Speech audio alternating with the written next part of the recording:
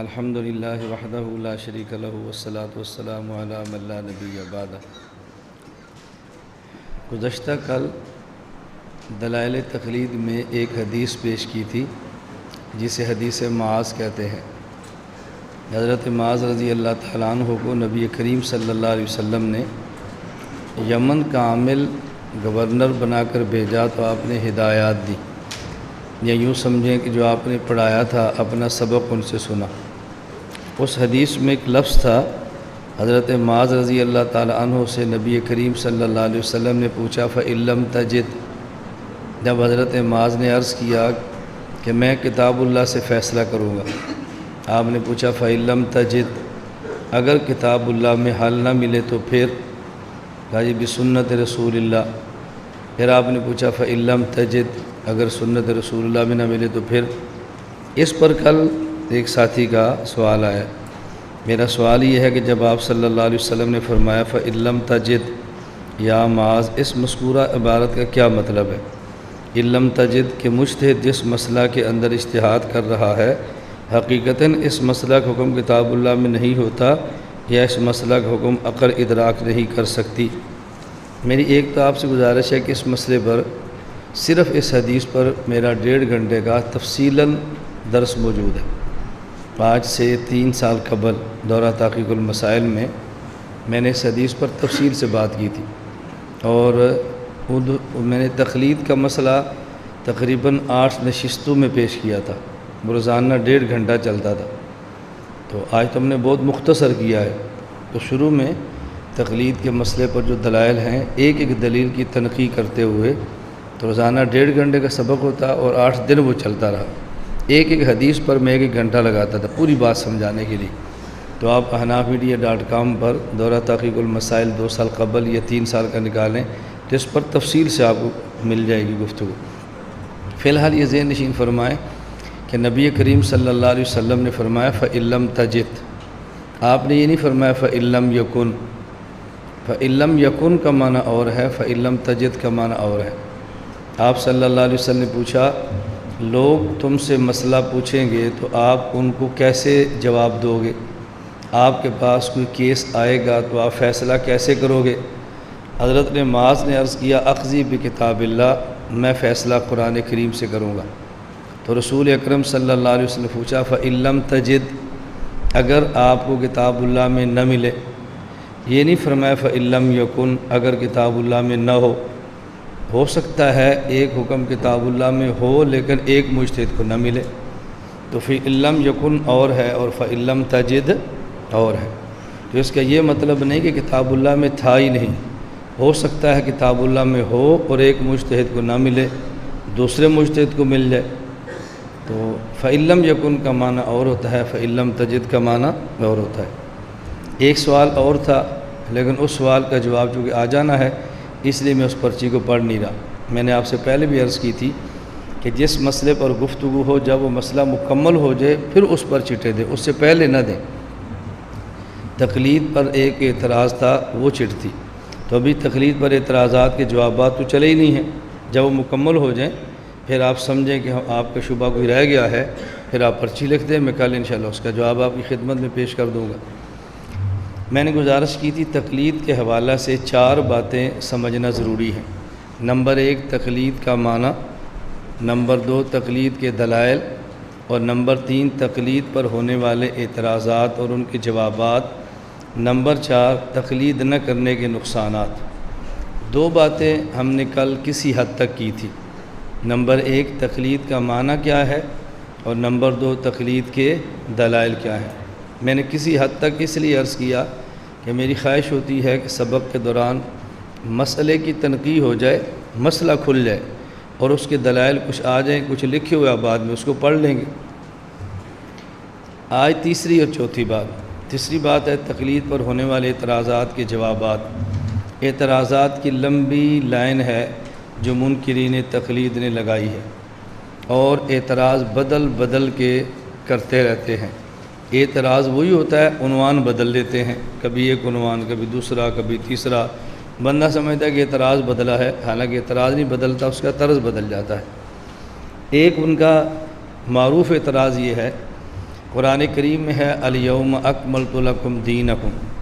اللہ رب العزت نے فرمایا کہ میں نے دین کو کامل اور مکمل کر کے آپ کے حوالے کر دیا ہے۔ جب دین کامل ہو گیا اب کسی امام کی ضرورت باقی نہیں ہے، اب کسی فقہ کی ضرورت باقی نہیں ہے۔ تو دین کے کامل ہونے کے بعد امام یا فقہ کو ماننا یہ گویا دین میں اضافہ کرنا ہے، اور دین میں اضافے کے بارے میں نبی کریم صلی اللہ علیہ وسلم فرمایا من احدث فی امرنا ھذا لیس منہ فہو رد، کہ جو کچھ میں نے تمہیں دیا ہے جو آدمی اس میں اضافہ کرے گا وہ مردود ہے۔ لہذا فقہ حنفی بھی علیہ باللہ مردود ہے، اور امام اعظم ابو حنیفہ بھی علیہ باللہ قابل قبول نہیں ہے، چونکہ یہ الیوم اکملت لکم کے بعد آئیں۔ اس کا ایک جواب تحقیقی ہے اور ایک جواب الزامی ہے۔ یہ جواب تحقیقی اور جواب الزامی یہ عوام نہیں سمجھتی، اس لیے جلسوں میں اور عوامی بیانات میں آپ اس کو سمجھانا سیکھیں۔ اس کے لیے عموماً میں ایک عنوان اختیار کرتا ہوں کہ بسا اوقات سوال کا جواب یہ سوال کا جواب ہوتا ہے، اور کبھی سوال پر سوال کا جواب ہوتا ہے۔ اب یہ جو ہے کہ سوال کا جواب ہوتا ہے، یہ وہ ہے جسے ہم علمی درسگاہ میں جواب تحقیقی کہتے ہیں، اور کبھی سوال پر سوال کا جواب ہوتا ہے، یہ وہ ہے جسے ہم علمی درسگاہ میں جواب الزامی کہتے ہیں۔ اب جواب تحقیقی اور جواب الزامی یہ ہماری علمی اصطلاحات ہیں۔ عوام میں علمی اصطلاحات کو اپنے انداز میں بیان کرو تو عوام کو بات سمجھ آ جاتی ہے۔ تو ہم تحقیقی جواب بھی دیتے ہیں، الزامی جواب بھی دیتے ہیں، دونوں طرح بندے کو قائل کرنا چاہیے۔ بسا اوقات بندہ تحقیقی جواب سے قائل نہیں ہوتا اور الزامی جواب سے جلدی قائل ہو جاتا ہے۔ آپ سوال کا جواب دیں گے تو قائل نہیں ہوگا، اس کے سوال پر سوال کریں گے تو پھر وہ جلدی قائل ہو جائے گا، یا جب مسائل چلیں گے تو ایسی باتیں آتی رہیں گی، اس میں انشاءاللہ آپ کی خدمت میں پیش کرتا رہوں گا۔ الیوم اکملت لکم دینکم، ہم کہتے ہیں کہ دین کامل کا پہلے معنی سمجھیں، اور یہ اچھی طرح آپ آج کی مجلس میں گفتگو سمجھ لیں، بہت سارے مواقع پر آپ کو کام آئے گی۔ یہود اور نصارہ کے پاس تورات اور انجیل ہے، اور ہمارے پاس قرآن کریم ہے۔ ہم یہود و نصارہ سے کہتے ہیں کہ ہم قرآن کریم کو پڑھتے بھی ہیں، عمل بھی کرتے ہیں، تورات اور انجیل کو نہ پڑھتے ہیں نہ اس پر عمل کرتے ہیں۔ وہ ہم سے پوچھتے ہیں کہ تورات انجیل آسمانی کتابیں نہیں؟ ہم کہتے ہیں آسمانی کتابیں ہیں، پھر آپ پڑھتے اور عمل کیوں نہیں کرتے؟ ایک جواب یہ ہے کہ یہ منسوخ ہیں، آپ ایک منٹ کے لیے اس کو چھوڑ دیں، منسوخ ہے، ہم اس پر بات نہیں کرتے۔ ہم کہتے ہیں وجہ یہ ہے کہ تورات اور انجیل سارے مسائل کو بیان کرنے کے لیے ناکافی ہیں، ہمیں ایسی کتاب چاہیے کہ جو قیامت تک آنے والے انسان کے لیے کافی ہو، کامل اور مکمل ہو۔ تورات انجیل اپنے دور میں کامل تھی، لیکن آج کے اعتبار سے کامل نہیں بلکہ ناقص ہے، اور اپنے دور کے اعتبار سے ٹھیک تھی لیکن اب اس کے اندر پورے مسائل کا احاطہ نہیں ہے۔ ان کا پھر اعتراض یہ ہے، اچھا ہم ان کو مثالیں دیتے ہیں کہ کتنے مسائل ایسے ہیں جو آج پیش آتے ہیں اور وہ مسائل تورات اور انجیل کے اندر موجود نہیں۔ یہود اور نصارہ آپ سے کہیں گے اگر یہ دلیل ہے تورات اور انجیل کو نہ پڑھنے اور نہ عمل کرنے کی تو پھر قرآن کریم بھی کامل کتاب نہیں۔ کتنے مسائل ایسے ہیں جن پر آپ عمل کرتے ہو لیکن وہ مسائل قرآن کریم کے اندر موجود نہیں۔ مثلا آپ کے ہاں سب سے اہم مسئلہ نماز کا ہے۔ اگر کوئی بندہ پوچھے نمازیں کتنی فرض ہیں تو آپ کہتے ہیں 5، آپ قرآن سے دکھا دیں کہ 5 نمازیں فرض ہیں۔ اگر کوئی بندہ آپ سے پوچھے کہ جو روزانہ آپ پڑھتے ہیں فرض رکعات کتنی ہیں، آپ کہیں گے 20، آپ قرآن کریم سے دکھا دیں۔ اگر آپ تفصیلاً شروع کریں گے کہ فجر کی رکعتیں 4 ہیں، 2 سنت اور 2 فرض، تو آپ قرآن سے دکھا دیں کہ 2 سنت اور 2 فرض ہیں۔ تو آپ کا سب سے اہم مسئلہ نماز وہی قرآن میں نہیں ہے، تو پھر آپ نے قرآن کو کامل کہہ کر قبول کر لیا اور تورات انجیل کو ناقص کہہ کر رد کر دیا، یہ بات تو آپ کی غلط ہے۔ میں نے ایک درمیان میں بات کی ہے کہ فرض رکھتے 20 ہیں، اس کی گنتی کر لیں تاکہ بعد میں آپ کو شبہ نہ ہو اور پھر مجھ پر آپ اعتراض نہ کریں۔ ہمارے ہاں ایک اتنی بڑی بدبختی ہے کہ جس آدمی کے متعلقہ بات ہو اس سے کوئی نہیں پوچھتا اور باقی پوری دنیا کو اس کے بارے میں باتیں بتاتے رہتے. یہ کتنا تعجب ہے. رات استاد طیب صاحب تشریف لائے تھے تو ان کے ساتھ 3 خادم بھی تھے، علماء تھے. ان میں سے ایک نے مجھے کہا کہ ہم کراچی میں پڑھ کر آیا ہوں اور فلاں عالم کے بارے میں سنا ہے. میری عادت ہے کہ میں نجی مجالس میں بھی علماء کی ذات پہ تبصرہ نہیں کرتا، تو کھلی مجلس میں تبصرہ کیسے کریں گے. ان نے مجھ سے پوچھا کہ ہم نے سنا کہ فلاں عالم کے بارے میں کہ آپ جلسے میں بیان کر رہے تھے اور جب فلاں عالم آیا تو آپ سٹیج چھوڑ کر دوڑ گئے. میں نے کہا جس عالم کا آپ نے نام لیا ہے ہم 3 مرتبہ ایک جلسے پر جمع ہوئے اور ان کا بیان پہلے ہوتا تھا اور میرا بیان آخر میں ہوتا تھا. میں تینوں جلسوں کی جگہ بتا دیتا ہوں، جا کر آپ ان سے پوچھ لیں. تو جب ان کا بیان ہوتا ہی مجھ سے پہلے تھا تو ان کے آنے پر میں سٹیج چھوڑ کر دوڑوں گا کیوں. میں نے کہا مجھے خوشی اس بات کی ہے کہ میرے متعلقہ بات ہی تو آپ نے مجھ سے پوچھ لی ہے. اور جب میں جواب دے رہا تو استاد طیب سب کھڑے ہو کر یہ بات سن رہے تھے. میں نے کہا استاد جی مجھے تعجب یہ ہے کہ میرے بارے میں باتیں دنیا میں پھیلا دی جاتی ہیں اور مجھ سے کوئی بھی نہیں پوچھتا. یعنی جس کی بات ہے پہلے اس سے پوچھو، اس کے بعد آپ پھیلانا چاہو تو آپ کو کون منع کرتا ہے. لیکن متعلقہ آدمی سے پوچھنے میں حرج کیا ہے. اور مجھے اس پر بھی خوشی ہوتی ہے. چند دن قبل حضرت مولانا عبدالحفیظ مکی مکہ مکرمہ سے تشریف لائے اور ہمارے پاس بھی تھوڑے وقت کے لیے آئے. جب کھانے سے فارغ ہوئے تو سب حضرات باہر چلے گئے تو مجھے حضرت نے خلوت میں فرمایا کہ بسا اوقات حدیث پاک میں ہے کہ بسا اوقات ایک بندے کے لیے اللہ نے جنت میں بہت بڑا مقام رکھا ہوتا ہے، اس کی عمر اتنی تھوڑی ہے، اس میں جتنی عبادات بھی کرے اس مقام تک نہیں پہنچ سکتا. اللہ اس کو کسی کام میں مبتلا فرما دیتے ہیں، اس ابتلا پر صبر کرتا ہے، اللہ وہ آپ کو مقام عطا فرما دیتے ہیں. تو میں سمجھتا ہوں یہ آپ کا ابتلا ہے کہ اپنے آپ کے خلاف بہت بولتے ہیں، آپ صبر کرتے رہیں، اللہ آپ کو مقام عطا فرما دیں. اور جب ایسی بات ہوتی ہے تو مجھے بہت خوشی ہوتی ہے. میں اکثر کہتا ہوں کہ جتنا بڑا کام ہو اتنا بڑا دل چاہیے. لومڑی والے دل سے آدمی شیر کا شکار نہیں کر سکتا. کام شیروں والا کرنا ہے اور دل لومڑی والا ہے تو یہ بندے شیر والا کام کیسے کریں. میں آپ حضرات کو میں چھوٹا ہوں نصیحت کیا کروں گا، گزارش ضرور کرتا ہوں کہ ہمارے نامہ اعمال میں جتنے بھی گناہ ہوں اللہ معاف فرمائے، لیکن اہل حق پر اعتراض و اعتراض گناہ یہ اپنے نامہ اعمال میں کبھی نہ رکھنا. نہ سمجھ آئے تو خاموش ہو جائے، میں اس پر پھر انشاءاللہ بات کروں گا، ہمارا موضوع نہ رہ جائے. اب پھر تو قرآن کریم بھی نہ وہ میں 20 رکعت کہہ رہا تھا، آپ ذرا گنیں. فجر کی 2 رکعت، ظہر کی 4 اور 2 6، عصر کی 4، 6 اور 4 10، مغرب کی 3، 10 اور 3 13، عشاء کی 4، 13 اور 4 17، 3 وطر 17 اور 3 20. 20 ہو گئے نا.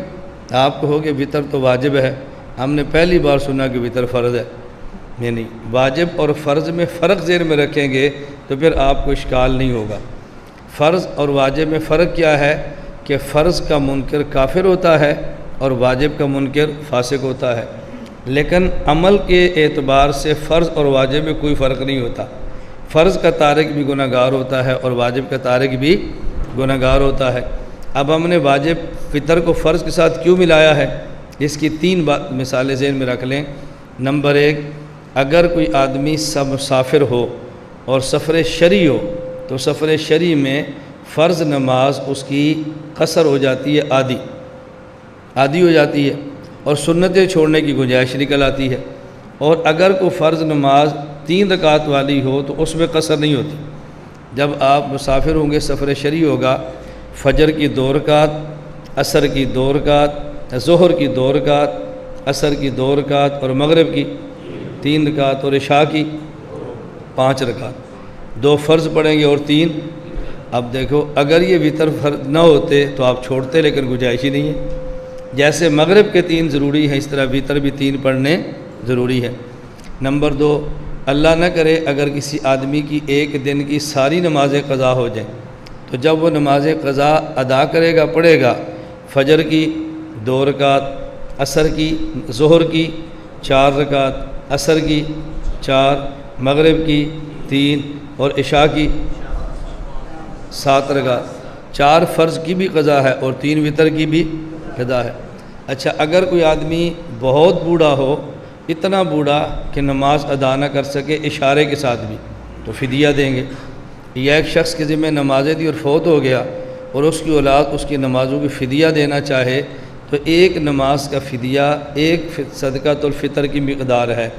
تو یہ روزانہ جب فدیے میں دے گا تو کتنے فطرانے دے گا؟ 5 یا 6 دے گا۔ فجر کا الگ، ظہر کا الگ، عصر کا الگ، مغرب کا الگ، عشاء کے فرضوں کا الگ، عشاء کے وتروں کا الگ۔ تو یہ فرض کے ساتھ ملائیں گے یا اس کو نکال دیں گے؟ اس لیے میں نے کہا جو روزانہ ہم نماز پڑھتے ہیں 5 نمازیں فرض ہیں تو اس کی رکھتے 20 بنتی ہیں۔ اب تو اشکال نہیں رہے گا نا، یہ 20 ذہن میں رکھیں۔ اس کو میں نے تراویح کے مسئلے پر پھر بطور دلیل کے پیش کرنا ہے، تو یہ گنتی آپ نے یاد رکھنی ہے۔ اب ان کا سوال ذہن میں رکھیں کہ تمہاری سب سے اہم نماز، تمہارا سب سے اہم مسئلہ شریعت میں نماز ہے۔ نمازیں 5 فرض ہیں، تم قرآن میں 5 کا لفظ دکھا دو۔ اس کی رکھتے اتنی ہے، تم قرآن سے دکھا دو۔ تو اگر تورات اور انجیل کامل نہیں تو پھر قرآن بھی تو کامل نہیں نا۔ اب اس کا جواب آپ ان کو دیں گے کہ قرآن کریم کا ایک متن ہے اور ایک قرآن کریم کی شرح ہے۔ متن کا معنی جو قرآن کریم کے اپنے الفاظ ہیں، یہ متن ہے، اور ایک اس کی شرح ہے۔ قرآن کریم کا متن اپنے الفاظ بھی موجود ہیں اور ان کی شرح حدیث پاک بھی موجود ہے۔ کچھ مسئلے قرآن کریم کے الفاظ سے لے لیں گے اور کچھ قرآن کریم کی شرح حدیث پاک سے لے لیں گے۔ تورات انجیل کے الفاظ کا متن موجود ہے، لیکن اس کی جو شرح موسیٰ علیہ السلام نے تورات کی فرمائی ہو اور عیسیٰ علیہ السلام نے انجیل کی فرمائی ہو، یہ شرح آج دنیا میں موجود نہیں۔ لہذا قرآن کامل ہے اور آج کے اعتبار سے تورات اور انجیل کامل نہیں۔ وہ آپ سے پھر سوال کریں گے، اچھا کتنے مسائل ایسے ہیں نہ قرآن کریم کے الفاظ میں ہیں اور نہ ہی اس کی شرح حدیث مبارک میں ہے۔ آج اگر آپ لاؤڈ سپیکر پر نماز پڑھائیں اور مقتدی آپ کے پیچھے نماز پڑھے تو مائک میں اگر آپ اللہ اکبر کہیں، تلاوت کریں اور مقتدی آپ کی سپیکر پر اللہ اکبر سنیں تو اس کی نماز ہو جائے گی یا نہیں ہوگی؟ آپ اس پہ قرآن کی آیت دکھا دیں یا آپ اس کی حدیث دکھا دیں۔ لڑکا پاکستان میں ہے اور لڑکی انگلینڈ یا امریکہ میں ہے، یہ وہاں نہیں جا سکتا، وہ یہاں نہیں آ سکتی، ان کو کاغذ اور پیپر بنانے ہیں۔ اب بتاؤ ان کا ٹیلی فونک نکاح کرنا ہے، یہ ہو جائے گا تو دکھا دیں، نہیں ہوتا تو دکھا دیں۔ اسی طرح کسی آدمی کا بائی پاس آپریشن ہے اور ایک جگہ سے رگ نکال کسی اور جگہ لگانی ہے، آپ دکھا دیں قرآن کریم یا حدیث پاک سے۔ آدمی نے روزہ رکھا ہے، انجیکشن لگوا لے ٹیکا، تو روزہ ٹوٹ جائے گا یا نہیں ٹوٹے گا؟ آیت دکھا دیں یا حدیث دکھا دیں۔ اب دیکھو کتنے مسائل ایسے ہیں، نہ قرآن کے الفاظ متن میں ہیں اور نہ ہی حدیث پاک شرح میں ہے۔ اب آپ جواب کیا دیں گے؟ اب آپ کا جواب ہوگا کہ قرآن کریم نے کچھ مسائل اپنے الفاظ میں دے دیے، کچھ مسائل اپنی شرح حدیث پاک میں دے دیے، اور باقی قیامت تک آنے والے مسائل کے حل کے لیے قرآن کریم کے الفاظ نے بھی اور قرآن کریم کی شرح حدیث پاک نے بھی 4 اصول دے دیے ہیں۔ ایک اصل کا نام ہے قرآن، دوسرے کا نام ہے سنت، تیسرے کا نام ہے اجماع امت اور چوتھے کا نام ہے قیاس شرعی۔ قرآن کریم میں ہے اتبعوا ما انزل الیکم من ربکم، یہاں اصل اللہ نے قرآن بیان کیا ہے۔ قل ان کنتم تحبون اللہ فاتبعونی، یہاں سنت بیان کی ہے۔ ومن یشاقق الرسول من بعد ما تبین له الہدی ویتبع غیر سبیل المؤمنین، یہاں پہ اجماع امت بیان کیا ہے۔ واتبع سبیل من اناب الی، یہاں پر قیاس شرعی اور مجتہد کا اجتہاد بیان کیا ہے۔ اور ابھی جو حدیث معاذ آپ کے سامنے آئی ہے، اس میں 3 اصول ہیں۔ اے معاذ، اگر لوگ مسئلہ پوچھیں آپ جواب کہاں سے دو گے؟ اخذی بکتاب اللہ، قرآن کریم، اگر قرآن میں نہ ملے بسنت رسول اللہ، اگر سنت میں نہ ملے اجتہد برائے اجتہاد۔ اور چوتھا اصول اللہ کے نبی نے فرمایا ان اللہ لا یجمع امت محمد علی الضلالہ، میری امت گمراہی پر کبھی بھی جمع نہیں ہوگی، اجماع امت۔ اب کچھ مسائل ایسے ہوں گے جو قرآن کے الفاظ سے ملیں گے، کچھ اس کی شرح حدیث پاک سے ملیں گے، اور باقی قیامت تک آنے والے جتنے مسائل ہیں اس کے لیے قرآن کریم نے اور حدیث پاک نے 4 اصول بیان فرما دیے۔ اب ہمارا یہود و نصارہ کو کھلا چیلنج ہے کہ تم ایک مسئلہ ایسا بتا دو جو پیش آئے اور ان 4 اصولوں کے ذریعے حل نہ ہو۔ تو قرآن کریم کامل ہے کیوں؟ کچھ مسائل دیے، کچھ مسائل کے لیے شرح دی، اور قیامت تک آنے والے مسائل کے لیے اصول دیے۔ تورات اور انجیل کامل نہیں، کیوں؟ ان میں مسائل بھی نہیں، ان کی شرح بھی نہیں، اور قیامت تک آنے والے مسائل کے حل کے لیے ان میں اصول بھی نہیں۔ تو قرآن کریم کے کامل ہونے کا معنی یہ ہے اس میں مسائل بھی ہیں، اس کی شرح بھی ہے، اور قیامت تک آنے والے مسائل کے حل کے لیے 4 اصول بھی ہیں۔ الیوم اکملت لکم دینکم، یہ ہے دین کے کامل ہونے کا معنی، یہ ہے دین کے کامل ہونے کا معنی۔ اب بات سمجھنا، اگر کوئی بندہ اب آپ سے پوچھے اچھا کسی ایسی فن کا نام بتاؤ، ایسا علم بتاؤ، ایسی کتاب بتاؤ کہ جس کے اندر یہ سارے مسئلے موجود ہوں، کچھ قرآن کریم سے، کچھ اس کی شرح حدیث پاک سے، اور باقی مسئلے قرآن کے 4 اصولوں اور حدیث پاک کے 4 اصولوں سے نکالے گئے ہوں، ایسا علم بتاؤ، ایسا فن بتاؤ، یا ایسی کتاب بتاؤ جہاں پر یہ سارے مسئلے موجود ہوں، ہم انہیں دیکھیں تو ہمیں یقین ہو جائے قرآن کریم کتاب کامل ہے۔ آپ اس کے جواب میں نہ قرآن کریم پیش کر سکتے ہو، نہ حدیث پاک پیش کر سکتے ہو، اس کے جواب میں پیش کریں گے تو فقہ کو پیش کریں گے۔ کس کو پیش کریں گے؟ فقہ۔ تو اب یوں سمجھو کہ جو یہود و نصارہ کا اعتراض تھا قرآن کے کامل ہونے پر، اس اعتراض کا جواب فقہ ہے۔ جو شخص فقہ کو مان لیتا ہے یہود و نصارہ کے اعتراض کو مسترد کر دیتا ہے، اور جو فقہ کو نہیں مانتا وہ اسلام کی خدمت نہیں کرتا، وہ یہود و نصارہ کا ایجنٹ بن کے ان کے اعتراض کو قرآن پر پکا کر دیتا ہے۔ تو منکر فقہ کا مطلب یہ ہے ہم یہودیوں کے اعتراض کو مان لیں، اور فقہ کے قائل ہونے کا مطلب یہ ہے ہم یہودیت کے اعتراض کو رد کر دیں۔ اس لیے جب ہم یہ بات کہتے ہیں کہ انکار تقلید اور انکار فقہ کا فتنہ یہ یہودیت کی پیداوار ہے، تو لوگ کہتے ہیں کیسے ہو سکتا ہے؟ اور جب ہماری پوری بات سنیں تو پھر ہم کہتے ہیں ہو سکتا نہیں ایسے ہوا ہے، ہو سکتا نہیں ایسے۔ اب بات سمجھ آ رہی ہے آپ؟ اس لیے ہم کہہ رہے ہیں، اور آپ کو بہت تعجب ہوگا میری اس بات پر، میں اکثر اہل علم سے عرض کرتا ہوں کہ جو کام ہم لے کر چلے ہیں یہ کام ہم سے پوچھو۔ کام ہم لے کر چلے ہیں اور آپ کہتے ہیں اس کی ضرورت کیا تھی؟ کام ہم کرتے ہیں، ہم سے پوچھو نا، ہم بتائیں گے ضرورت کیا تھی۔ میں تقریباً ہر مہینے نہیں تو دوسرے مہینے پاکستان کے علاوہ باہر کبھی 1 ملک کا، کبھی 2 ملکوں کا، کبھی 3 ملکوں کا سفر کرتا ہوں۔ آپ یقین فرمائیں آپ حیران ہوں گے، ایک چھوٹا سا ٹولہ ہے اور پوری دنیا میں افراد بھی نظر آئیں گے، پوری دنیا میں فکر بھی نظر آئے گی۔ جو اعتراض سرگودا میں ہے وہی اعتراض امریکہ میں ہو رہا ہے، جو اعتراض لاہور میں ہے وہی انگلینڈ میں ہو رہا ہے، جو اعتراض قصور میں ہے وہی دیکھو تو پشاور اور دنیا میں ہو رہا ہے۔ یہ کون سا طبقہ ہے جس نے چھوٹے اعتراضات کو پوری دنیا میں پھیلا دیا ہے؟ اس لیے میں بڑے وثوق کے ساتھ بات کہتا ہوں، اس فتنے کی پشت پہ یہودیت کا دماغ ہے اور یہودیت کا مال ہے، یہودیت کا دماغ اور یہودیت کا مال ہے۔ ایک بندہ آج کہہ دے میں نے فقہ کا انکار کر دیا ہے، مجھے میرے محلے میں مسجد بنا دو، فوراً 20 لاکھ ملے گا اور مسجد تیار ہو جائے گی۔ اتنا بڑا بجٹ تو گورنمنٹ بھی دینے کے لیے تیار نہیں ہوتی جتنا بجٹ ان کے پاس موجود ہوتا ہے۔ آخر یہ کہاں سے بجٹ آ جاتا ہے؟ تو جب یہودیت کے اعتراض کو اسلام پر پکا کرنے کے لیے پھینک دیں گے تو ان خدمات کا صلہ تو پھر یہودی دیتا ہے نا۔ اب میری بات آپ کو سمجھ آ گئی؟ الیوم اکملت لکم، دین کامل اور مکمل ہے۔ اب اگر میں آپ سے پوچھوں کہ دین کامل اور مکمل ہے تو دین کے کامل اور مکمل ہونے کی عملی صورت کیا ہے؟ تو آپ کا جواب ہوگا فقہ۔ عملی صورت کیا ہے؟ فقہ۔ اور یہی وجہ ہے آپ پورا قرآن کریم کھول لیں، احادیث کی ساری کتابیں کھول لیں، ایک بھی آپ کو ایسی کتاب نہیں ملے گی کہ جس کتاب میں آپ اللہ اکبر سے لے کے دوسرے سجدے تک ایک رکعت نماز ترتیب کے ساتھ کسی کتاب کے اندر موجود ہو۔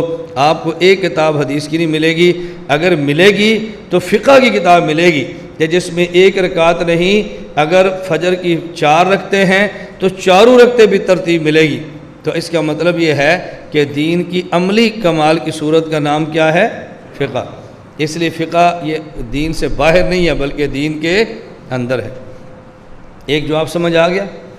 دوسرا جواب سمجھیں، ہم کہتے ہیں الیوم اکملت لکم دینکم کا مطلب یہ ہے کہ جو چیزیں قیامت تک آنے والے انسان کو دینی اعتبار سے مطلوب تھی، اللہ نے وہ ساری باتیں قرآن کریم اور احادیث کے باطن میں رکھ دی ہیں، قرآن کریم اور احادیث کی تہ میں رکھ دی ہیں، بالکل اس طرح کہ جس طرح قیامت تک آنے والے انسان کو جتنا پانی چاہیے اللہ نے زمین کی تہ میں رکھ دیا ہے، جتنا پٹرول چاہیے اللہ نے زمین کی تہ میں رکھ دیا ہے، جتنا فیول اور گیس چاہیے اللہ نے زمین کی تہ میں رکھ دیا ہے۔ اب زمین کے اوپر کیوں نہیں رکھا؟ اگر قیامت تک آنے والے انسان کو جتنا پانی چاہیے اللہ زمین کے اوپر رکھ دیتے تو سیلاب آتا اور کوئی آدمی زندہ نہ بچتا۔ اگر یہ گیس، پٹرول، یہ آئل زمین کے اوپر رکھ دیتے تو آگ لگ جاتی اور کوئی بندہ زندہ نہ رہتا۔ اللہ نے کرم یہ کیا، یہ ساری ضرورتیں زمین کے نیچے رکھ دی، اور دوسرا کرم یہ کیا کہ جب جتنا پانی، جتنا گیس، جتنا آئل اور جتنا فیول چاہیے اتنا نکال کر دینے کے لیے امت کو انجینئر عطا فرما دیے۔ قیامت تک آنے والے انسان کو جتنے مسائل چاہیے اللہ نے سارے قرآن کریم اور حدیث کی تہ میں رکھ دیے ہیں، اور جب جس مسئلے کی ضرورت پیش آئے اس کو نکال کے دینے کے لیے امت کو مجتہدین اور فقہا عطا فرما دیے ہیں۔ اب اگر سارے مسائل اللہ قرآن کے اوپر رکھ دیتے، سارے مسائل احادیث کے الفاظ میں رکھ دیتے، اب بتاؤ اربوں کی تعداد میں امت ہے تو اربوں آیات اور اربوں احادیث ہوتی، نہ کوئی اس کو پریس لکھ سکتا، نہ اس کو کوئی چھاپ سکتا، پریس چھاپ سکتا، نہ لکھا جاتا، نہ چھپ سکتا، اور نہ یہ محفوظ ہوتا، نہ ہی کسی سینے میں سماتا، نہ ہی لائبریری کے اندر آ سکتا تھا۔ اللہ نے کرم فرمایا ہے کہ قرآن کریم اور حدیث کے نیچے رکھ دیا اور نکالنے کے لیے امت کو فقہاء مجتہدین عطا فرما دیے۔ اب یہ بات سمجھیں کہ فقہ جدید نہیں ہے، فقہ قدیم ہے۔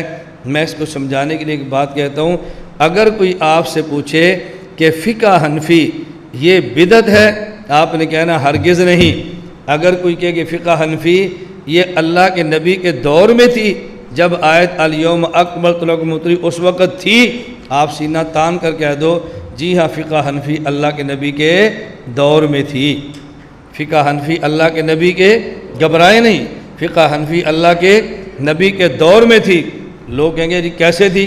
اس کا آسان جواب یہ ہے، مثال کے طور پہ آپ ان سے پوچھو کہ بھئی یہ اچھا امام ابو حنیفہ اللہ کے نبی کے دور میں تھے؟ آپ نے کہنا نہیں تھے۔ وہ کہیں گے جب امام ابو حنیفہ اللہ کے نبی کے دور میں نہیں تھے تو فقہ حنفی نبی کے دور میں کیسے تھی؟ آپ ان سے فوراً سوال کریں کہ یہ جو صحیح بخاری شریف میں حدیثیں ہیں، بخاری شریف گتے اور ورقے کا نام نہیں ہے، بخاری شریف تو احادیث کا نام ہے، تو یہ احادیث جو مرفوع ہیں بخاری شریف میں ہیں یہ اللہ کے نبی کے دور میں تھی؟ وہ کہیں گے جی ہاں اللہ کے نبی کے دور میں تھی۔ آپ پوچھو امام بخاری اللہ کے نبی کے دور میں تھے؟ وہ کہیں گے نہیں تھے۔ تو جب امام بخاری اللہ کے نبی کے دور میں نہیں تھے، یہ حدیثیں نبی کے دور میں کیسے تھی؟ وہ فوراً جواب دیں گے حدیثیں اللہ کے نبی کے دور میں تھی مگر لکھ کر امام بخاری نے دی ہے۔ آپ نے کہنا انہی حدیثوں کے نیچے میں فقہ اللہ کے نبی کے دور میں تھی اور نکال کے امام اعظم ابو حنیفہ نے دی ہے، نکال کے امام اعظم ابو حنیفہ نے دی ہے۔ یہ نہیں ہے کہ اب آئی ہے، اس دور سے دی۔ میں اس کی مثال دیتا ہوں، جیسے آپ کے سامنے مرکز ہے، اگر کوئی بندہ پوچھے یہ مرکز کب بنا ہے، ہم کہیں گے جی 2001، 15 سال پہلے۔ اب اگر کوئی بندہ پوچھے یہ آپ مرکز میں پانی استعمال کرتے ہیں، یہ پانی 15 سال پہلے کا ہے یا 15,000 سال پہلے کا ہے؟ پانی بہت پرانا ہے، لیکن نکلا کب ہے؟ جب یہ مرکز بنا ہے۔ پانی پہلے سے نیچے تھا، نکلا کب؟ جب یہ مرکز بنا ہے۔ حدیثوں کے تہ میں مسائل پہلے سے تھے، نکلے تب ہے جب امام ابو حنیفہ آئے ہیں۔ اس لیے ہم کہتے ہیں کہ فتاوی شامیہ میں ہے، امام ابو حنیفہ کو لکھا گیا سراج الامہ، امام ابو حنیفہ اس امت کا چراغ ہیں، اور چراغ یہ مسائل بناتا نہیں ہے بلکہ مسائل دکھاتا ہے۔ آپ رات 3 بجے اٹھے ہیں، آپ نے تہجد پڑھے ہیں، اس کے بعد آپ نے قرآن کی تلاوت کرنی تھی، لیکن لوڈ شیڈنگ ہے اور بجلی نہیں، آپ تلاوت نہیں کرتے۔ 10 منٹ کے بعد بجلی آ گئی، آپ نے قرآن کریم کھول کر تلاوت شروع کر دی۔ اب کوئی بندہ آپ سے پوچھے یہ جو لائٹ آئی، ٹیوب لائٹ جلی یا بلب جلا، اس بلب نے قرآن کریم کے الفاظ بنائے ہیں یا دکھائے ہیں؟ بنائے نہیں بلکہ دکھائے ہیں۔ تو یہ لائٹ الفاظ بناتی نہیں، الفاظ دکھاتی ہے۔ امام ابو حنیفہ اس امت کے چراغ ہیں۔ امام ابو حنیفہ نے مسائل بنائے نہیں ہیں، مسائل دکھائے ہیں۔ بنانے والے کو اللہ کا نبی کہتے ہیں اور دکھانے والے کو امام ابو حنیفہ کہتے ہیں۔ اس لیے میں عرض کرتا ہوں کہ ہمارے اصول فقہ میں ایک اصول ہے، آپ اس کو عوام کو سمجھانا سیکھیں۔ میں اکثر کہتا ہوں عوام کو سمجھانا سیکھیں۔ وہ اصول کیا ہے؟ القیاس مظہر لا مثبت۔ القیاس مظہر لا مثبت۔ مثبت یہ قیاس نہیں ہے، مثبت قرآن کی آیت یا حدیث ہے جسے نص کہتے ہیں، اور قیاس مظہر ہے۔ کیا معنی؟ قرآن اور حدیث یہ مسئلے کو بناتی ہے اور قیاس مسئلے کو دکھاتا ہے۔ توجہ رکھنا، مظہر اور مثبت کا معنی سمجھ لیں۔ مثبت کا معنی کیا کریں کہ مسئلہ بنانے والا، اور مظہر کا معنی مسئلہ دکھانے والا۔ تو آیت حدیث مسئلہ بناتی ہے اور قیاس مسئلہ دکھاتا ہے، اسے کہتے ہیں القیاس مظہر لا مثبت۔ قیاس والا امام ہے اور نص والا اللہ کا نبی ہے، تو نص والے کو شارع شرع عین والا کہتے ہیں، اور قیاس والے کو شارع شرح ہا والا کہتے ہیں۔ تو نبی شارع ہیں، نص والے ہیں، مسئلہ بناتے ہیں۔ امام ابو حنیفہ شارع شرح شرح والے ہیں، قیاس والے ہیں تو مسئلہ دکھاتے ہیں۔ تو مسائل بنائے اللہ کے نبی نے ہیں اور دکھائے امام ابو حنیفہ نے ہیں۔ تو یہ بدعت ہے یا اللہ کے نبی کے دور کی بات ہے؟ یہ اللہ کے نبی کی دور کی فقہ ہے، یہ بات کی پیداوار نہیں ہے۔ ہاں امام صاحب نے کرم فرمایا کہ ان مسائل کو نکال کے امت کے حوالے کر دیا۔ اب آپ کے ذہن میں ایک سوال آئے گا، پتہ نہیں آئے گا بھی یہ نہیں ہے کہ میں خود ہی کہہ دوں، سوال آئے گا آپ کے ذہن میں۔ آپ کے ذہن میں سوال کیا آئے گا؟ وہ سوال یہ ہے کہ جب اللہ کے نبی نے مسئلے بنائے ہیں، امام ابو حنیفہ نے مسئلے دکھائے ہیں، تو ایک مسئلے پر امام صاحب کے دو قول کیوں آتے ہیں؟ پھر ایک ہی قول آ جائے، ایک مسئلے پر دو قول کیوں ہے؟ اس کا جواب کتنا واضح ہے کہ جب مسئلہ بنانے والا ایک مسئلے پر دو حدیثیں دے سکتا ہے تو مسئلہ نکالنے والا ایک مسئلے پر دو رائے بھی دے سکتا ہے۔ یا تو ایک مسئلے پر ایک ہی حدیث ہوتی نا، دو ہوتی نا، پھر ہم کہہ دیتے جب شارع نے ہر مسئلے پر ایک حدیث دی ہے تو یہ دکھانے والا کون ہے جو ہر مسئلے پر دو دیتا ہے؟ بھئی جب زمین کی تہہ میں اللہ نے پانی رکھا ہے، کہیں نمکین اور کہیں میٹھا، تو انجینئر ہمیشہ میٹھا تو نہیں دے گا نا، کبھی میٹھا ہوگا اور کبھی نمکین، کیونکہ زمین میں پانی ہے ہی میٹھا اور نمکین۔ تو جب پانی دو قسم کا ہوگا تو دو ہی قسم کا نکلے گا۔ تو جب اسی طرح مسئلہ ایک حدیث میں دو قسم کا ہوگا تو امام دونوں نکال کے دے گا نا، ایک رائے یہ ہے ایک رائے یہ ہے۔ اس پر تھوڑی سی بات آ گیا کہ میں وہاں عرض کر دوں گا۔ اب آپ سمجھے الیوم اکملت لکم دینکم، تو یہ فقہ اس آیت کے خلاف نہیں۔ اب ہم ان پر سوال کرتے ہیں، جیسے میں کہتا ہوں سوال پر سوال الزامی۔ ہمارا سوال کیا ہے؟ اگر آپ کا اعتراض یہ ہے کہ فقہ حنفی اس آیت کے بعد ہے، قابل قبول نہیں ہے، تو ہمارا سوال یہ ہے الیوم اکملت لکم کی آیت مکہ مکرمہ حجۃ الوداع کے موقع پر نازل ہوئی، اور اس آیت کے نازل ہونے کے 85 یا 82 دن نبی کریم صلی اللہ علیہ وسلم اس دنیا میں رہے۔ تو سوال یہ ہے یہ آخری آیت تو نہیں ہے؟ اگر اس کا معنی کہ دین کامل ہو گیا اور اس کے بعد جو کچھ ہوگا وہ بدعت ہے، تو پھر اس کے بعد جو قرآن کی آیت نازل ہوئی کیا وہ بھی بدعت ہوگی؟ آخری آیت واتقوا یوما ترجعون ہے، یہ آیت نہیں ہے۔ تو اس آیت کے نازل ہونے کے بعد جو 85 دن یہ اللہ کے نبی کی حدیثیں ہیں، کیا وہ بھی دین میں اضافہ ہوگا؟ وہ تو دین کے کامل ہونے کے بعد آ رہی ہیں۔ تو اگر اس آیت کے نازل ہونے کے بعد نازل ہونے والی آیت وہ دین میں اضافہ نہیں ہے، اس آیت کے نازل ہونے کے بعد کی 85 دن کی حدیث اگر وہ دین میں اضافہ نہیں ہے، تو اس آیت کے نازل ہونے کے بعد امام ابو حنیفہ کا انہی آیات سے مسئلہ نکال کے امت کو دینا، پھر یہ بھی دین میں اضافہ نہیں ہے۔ بات سمجھ آ رہی ہے؟ جب آپ نے سوال کرنا ہے تو وہ کہیں گے جی الیوم سے مراد آج کا دن نہیں ہے، الیوم سے مراد حضور کا زمانہ ہے۔ ہم کہتے ہیں اکملت سے مراد وہ نہیں جو آپ سمجھے ہیں۔ اگر الیوم میں تعویل ہو سکتی ہے تو پھر اکملت میں تعویل کیوں نہیں ہو سکتی؟ یہاں ظاہری معنی نہیں تو وہاں ظاہری معنی کیوں ہے؟ حکیم الامت مجدد الملت مولانا اشرف علی تھانوی نبر اللہ مرقدہ کے پاس ایک شخص آیا جو آنکھوں سے بھی اندھا تھا اور دل سے بھی اندھا تھا، یعنی اندھا بھی تھا اور غیر مقلد بھی تھا۔ کہتے ہیں نا فوجی اور چلیں اس مثال کو چھوڑ دیں، ہم اسی کو لیتے ہیں۔ کہتے ہیں نا کریلا اور نیم چڑھا، کریلا بھی اور کچا بھی ہو، بتاؤ کتنا میٹھا ہوتا ہے پھر۔ ایسا غیر مقلد جو اندھا بھی ہو، اب دل سے بھی اندھا ہے، غیر مقلد ہے، بصیرت سے محروم ہے، اور آنکھوں سے بھی اندھا ہے۔ حکیم الامت رحمۃ اللہ علیہ سے ایک مسئلے پر بات کرنا چاہی کہ حنفی تعویل کرتے ہیں، اس پر میں بات کرنا چاہتا ہوں۔ حضرت تھانوی نے فرمایا کہ آپ بات کرنا چاہتے ہیں لیکن میں آپ سے نہیں کرنا چاہتا۔ اس نے کہا جی کیوں؟ حضرت تھانوی نے فرمایا کہ آپ سے بات کرنے کا فائدہ نہیں ہے۔ اس نے کہا جی فائدہ تو ہے، اگر آپ مجھے قائل کر لیں گے تو آپ کے مسلک کے مطابق میں راہ راست پہ آ جاؤں گا تو جنت میں چلے جاؤں گا۔ حضرت نے فرمایا میں تمہیں قائل کر بھی لوں، تم راہ راست پہ آ بھی جاؤ، جنت میں تم پھر بھی نہیں جا سکتے، تم نے ہر حال میں جانا جہنم میں ہی ہے، تو تجھ سے بات کر کے قائل کرنے کا فائدہ کیا ہے؟ اس نے کہا جی میں ہدایت پر آ جاؤں پھر بھی؟ ہاں فرمایا بالکل، تو تیرا عقیدہ بھی ٹھیک ہو، تیرے عمل بھی ٹھیک ہو، تو ہدایت پر آ بھی جائے تو نے پھر بھی جہنم میں جانا ہے، تو جنت میں نہیں جا سکتا۔ اس نے کہا جی کیوں نہیں جا سکتا؟ فرمایا قرآن کریم میں ہے من کان فی ھذہ اعمیٰ فہو فی الآخرۃ اعمیٰ، جو دنیا میں اندھا ہے وہ قیامت کے دن بھی اندھا ہوگا، تو اندھے تو جنت میں نہیں جائیں گے، جنت میں وہ جائیں گے جن کی آنکھیں کھلی ہوگی۔ اس نے کہا حضرت اس آیت کا معنی یہ نہیں ہے۔ فرمایا تعویل نہیں کرنی، تعویل نہیں کرنی، تعویل کے بغیر۔ اس نے کہا جی مجھے بات سمجھ آ گئی۔ فرمایا تعویل نہ کرے تو تیرا جنت میں جانا ثابت نہیں ہو سکتا، تو تعویل کے بغیر مسائل کیسے نکل سکتے؟ تو تعویل کر لے تو ٹھیک ہے، اور امام ابو حنیفہ تعویل کرے تو غلط ہے۔ اب دیکھو اس کو بات سمجھ آ گئی نا۔ اب بتاؤ حکیم الامت تھا جو بات سمجھائی ہے، اسی کا نام مناظرہ ہے نا؟ مناظرہ اسی کا نام ہے نا؟ آپ اس کو مذاکرہ کہہ لیں، سمجھانا کہہ لیں، بات تو وہی ہے۔ میں نے کل بھی آپ سے عرض کیا تھا کہ لوگ مناظرے کے لفظ سے بدعتیں ہیں اور بات کچھ بھی نہیں۔ میں آپ سے پوچھتا ہوں جو آپ کی مسجد میں مؤذن 5 وقت میں اذان دیتا ہے اللہ اکبر اللہ اکبر، یہ لوگوں کو نماز کی طرف بلا رہا ہے یا نہیں؟ جی، اور جو نماز کی طرف بلائے وہ داعی ہوتا ہے یا نہیں؟ کوئی بندہ بھی مؤذن کو نہیں کہتا یہ دعوت دے رہا ہے، کیوں؟ یہ تب کہیں گے جب یہ چلا لگائے گا۔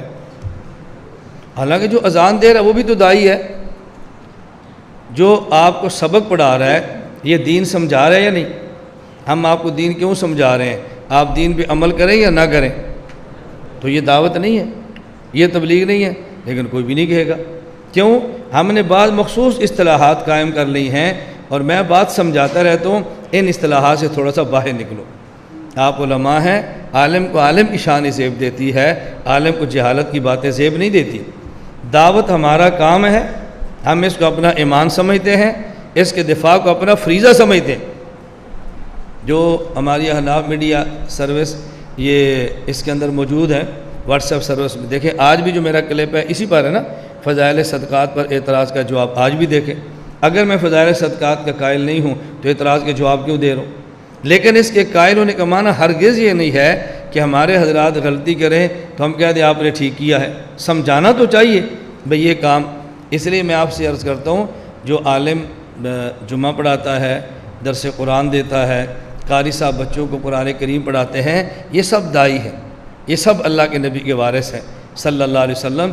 اس لیے ایسی بات کبھی نہ کہنا کہ آدمی خود کو دوسرے سے بالا تر سمجھے اور دوسرے کے دین کا انکار کرے، اس سے محروم ہونے کا خطرہ ہوتا ہے۔ اللہ ہمیں بات سمجھنے کی توفیق عطا فرمائے۔ دوسرا اعتراض سمجھیں، غیر مقلدین کہتے ہیں قرآن کریم میں ہے کہ جب مشرکین کو کہا جاتا وَإِذَا قِيلَ لَهُمُ اتَّبِعُوا مَا أَنزَلَ اللَّهُ قَالُوا بَلْ نَتَّبِعُ مَا أَلْفَيْنَا عَلَيْهِ آبَاءَنَا۔ مشرکین سے کہا جاتا قرآن کی بات مانو، وہ کہتے ہیں نہیں ہم تو باپ دادے کی بات مانیں گے۔ اور جب انہیں کہتے ہیں قرآن کی بات مانو، یہ کہتے ہیں نہیں ہم تو باپ دادے کی بات مانیں گے، یا ابو حنیفہ کی مانیں گے، شیخ الہند کی مانیں گے، حضرت تھانوی کی بات مانیں گے۔ تو یہ مشرکین مکہ والی باتیں ہیں۔ ہم کہتے ہیں آدھا قرآن پڑھو تو آدھا مسئلہ ہے، اور پورا قرآن پڑھو تو پھر پورا مسئلہ ہے۔ یہی طرز غیر مقلدین کا ہے اور یہی طرز مماتیوں کا ہے۔ آدھا قرآن پڑھیں گے، آدھا چھوڑ دیں گے، آدھی آیت لے لیں گے، آدھی صاف کر دیں گے، تو پھر بتاؤ مسئلہ پورا کیسے ہوگا؟ یہ میں بات غلط نہیں کہہ رہا۔ اب دیکھیں ایک شخص مجھے کہنے لگا جی قرآن کریم سے ثابت ہے کہ مردے نہیں سنتے۔ میں نے کہا وہ آیت مجھے سنائیں۔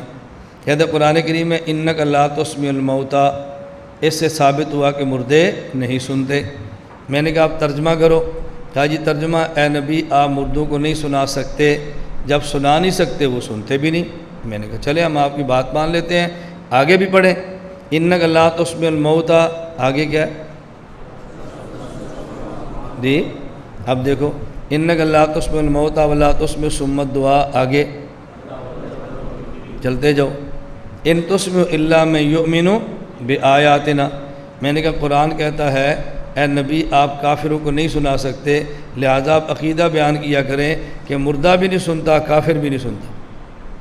اب پورا عقیدہ ہوگا نا، مردہ بھی نہیں سنتا اور کافر بھی نہیں سنتا۔ کیوں؟ اللہ نے فرمایا کہ آپ مردے کو نہیں سنا سکتے لہذا سنتا نہیں، آپ کافر کو نہیں سنا سکتے وہ سنتا نہیں۔ میں نے کہا آپ کا عقیدہ ہے کافر نہیں سنتا؟ کہا جی وہ تو کہتے ہیں وہ تو سنتا ہے۔ میں نے کہا قرآن کہتا ہے آپ نہیں سنا سکتے تو آپ کیسے مان لی سنتا ہے؟ کہتا نہیں اس کا مطلب یہ ہے۔ میں نے کہا انک لا تسمع الموتى کا بھی تو کوئی مطلب ہوگا نا، میری بات سمجھ آ رہی ہے؟ الفاظ ایک ہی طرح کیا نا، آپ موتیٰ کو بھی نہیں سنا سکتے اور آپ کافروں کو بھی نہیں سنا سکتے۔ اب آپ کہہ دو نہ مردہ سنتا ہے نہ کافر سنتا ہے، آپ کہتے ہیں نہیں کافر کو نہیں سنا سکتے، اس کا معنی یہ ہے یہ سنے گا تو قبول نہیں کرے گا۔ ہم کہتے ہیں یہی بات جلالین میں اسماء قبول ہے کہ آپ ان کو سنائیں گے لیکن اب فائدہ نہیں ہے کیونکہ سنے گا تو قبول نہیں کرے گا۔ اب آپ یہ ہمارا گاؤں ہے 87 جنوبی، سڑک کے اس پار زندہ رہتے ہیں اور 7 مردے رہتے ہیں۔ اب اگر ہمارے گاؤں میں جماعت آئے تو 6 نمبر بیان کرنے کے لیے یہ گاؤں کی طرف جائے گی یا قبرستان کی طرف؟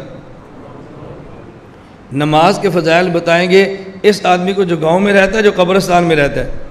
کیوں؟ قبر میں بندہ چلا گیا، اب آپ اس کو نماز کے فضائل سنا بھی دیں، وہ سن بھی لے تو پڑھ لے گا، کچھ فائدہ نہیں ہے۔ تو میں نے کہا جس طرح ان کو سنانے کا فائدہ نہیں، اللہ نے فرمایا یہ کافر ہے ان کو بھی سنانے کا فائدہ نہیں۔ کیا جی قرآن کریم میں تشبیہ ہے، اللہ نے مردوں کو بہرے سے تشبیہ دی ہے، بہرا نہیں سنتا۔ انک لا تسمع الموتى ولا تسمع الصم الدعاء، آپ بہرے کو نہیں سنا سکتے۔ میں نے کہا نہیں سنتا، توجہ رکھنا۔ میں نے کہا قرآن کریم میں ہے اللہ نے مشرکین مکہ میں بہت سارے افراد کے بارے میں فرمایا سمن، یہ بہرے ہیں، وہ سنتے تھے یا نہیں جی؟ سنتے تھے، تو قرآن نے تو بہرا کہا۔ اگر قرآن نے مردے کو بہرا کہا تو آپ نے کہا جیسے بہرا نہیں سنتا مردہ نہیں سنتا، تو میں نے کہا قرآن نے زندہ کافر کو سمن کہا تو آپ کہو نا جیسے بہرا نہیں سنتا اس طرح ابو جہل بھی نہیں سنتا۔ نہیں جی اس کا معنی یہ ہے۔ میں نے کہا پھر اس کا معنی کیوں نہیں کرتے؟ یہ ہے اب ایک جگہ پہ تعویل کر لی ہے ایک جگہ پہ نہیں ہو رہی، اللہ میں بات سمجھنے کی توفیق عطا فرمائے۔ تو وہ کہتے کہ بالکل یہی لفظ وہ استعمال کرتے ہیں، یہی لفظ یہ استعمال کرتے ہیں۔ یہ بھی کہتے ہیں جب ان کو کہا جائے قرآن، یہ کہتے ہیں باپ دادا، مماتی بھی کہتے ہیں۔ جب ان کو قرآن کہتے ہیں اشرف علی تھانوی، حسین احمد مدنی، مولانا سرفان صفدر، دیکھو یہ باپ دادا کو پیش کرتے ہیں۔ اب بتاؤ دونوں کا سٹائل ایک جیسا ہے یا نہیں؟ ایک طرز ہے دونوں کا، اس لیے ہم دونوں کو سمجھاتے ہیں اور مریض سمجھ کر ان سے محبت بھی کرتے ہیں۔ مجھے بہت سے لوگ کہتے ہیں انہیں یہ میسج کیا، گالی دیا ہے۔ میں نے کہا جب آپ کسی مریض کا علاج کرو گے تو وہ گالی دے تو علاج کرنا چھوڑتے تھوڑا ہی ہیں، اور گالی کے جواب میں مریض کو گالیاں تھوڑی دیتے ہیں۔ مریض کو شفقت کی نگاہ سے دیکھتے ہیں اور علاج کو جاری رکھتے ہیں۔ اس لیے آپ ذہن بنا لو، مماتی ہوں یا غیر مقلد، یہ مریض ہیں، یہ اگر بولتے بھی رہیں تو آپ نے علاج جاری رکھنا ہے اور گالی کا جواب گالی سے نہیں دینا، شفقت اور محبت کے ساتھ مسائل بتاتے رہیں۔ ایک وقت آئے گا کہ انشاءاللہ مسائل کو مان لیں گے۔ اور میرے علم میں ہے بحمد اللہ تعالیٰ بہت بڑی تعداد ایسے حضرات کی ہے جو واقعتاً قائل ہوئے ہیں، مردوں میں بھی ایسے ہیں، خواتین میں بھی ایسے ہیں۔ مجھے ابھی پرسوں کینیڈا سے خاتون کا فون آیا، انہوں نے کہا جی میں 8 سال تک غیر مقلد رہی ہوں اور آپ کے بیان سن کر حنفی بنی ہوں۔ 8 سال تک غیر مقلد رہی ہوں اور آپ کے بیان سن کر حنفی بنی ہوں، لہذا مجھے بیعت کر لیں۔ وہ خود بھی ان کا شوہر بھی پھر ٹیلی فون پر بیعت کی۔ اب دیکھو کہاں بیعت کے منکر ہیں اور کہاں بیعت کر رہے ہیں، بیان سن کے واپس آ رہے ہیں۔ اس لیے ہمارے علم میں ایسی بہت ساری مثالیں ہیں، اللہ میں بات سمجھنے کی توفیق عطا فرمائے۔ اس کا جواب ذہن نشین فرما لیں۔ ہم کہتے ہیں آدھی آیت آدھا مسئلہ، پوری آیت پورا مسئلہ۔ قرآن کریم نے بتایا کہ جب انہیں کہا جائے اللہ کی بات مانو تو یہ آباء و اجداد کی بات مانتے ہیں۔ اولو کان آباؤہم لا یعقلون شیئا ولا یہتدون، اگر باپ عقل مند نہ ہو اور باپ گمراہ ہو تو پھر بھی باپ کی بات مانو گے۔ اس سے معلوم ہوا قرآن نے بات سمجھائی، اگر باپ سمجھدار ہو اور ہدایت پر ہو تو پھر باپ کی بات مانتے ہیں، اگر باپ بیوقوف اور گمراہ ہو تو پھر نہیں مانتے۔ اور اگر سمجھدار و ہدایت پر پھر اس کی بات مانتے ہیں تو ہمارے آباء و اجداد میں سے سب سے بڑے حضرت امام اعظم ابو حنیفہ رحمۃ اللہ علیہ سمجھدار بھی تھے، ہدایت یافتہ بھی تھے، اس لیے ہم ان کی بات مانتے ہیں اور یہ ان کے خلاف ہرگز نہیں ہے۔ دوسری بات سمجھیں، ہم کہتے ہیں تقلید کی دو قسمیں ہیں، ایک ہے تقلید محمود اور ایک ہے تقلید مذموم۔ تقلید محمود کا معنی اچھی تقلید اور تقلید مذموم کا معنی بری تقلید۔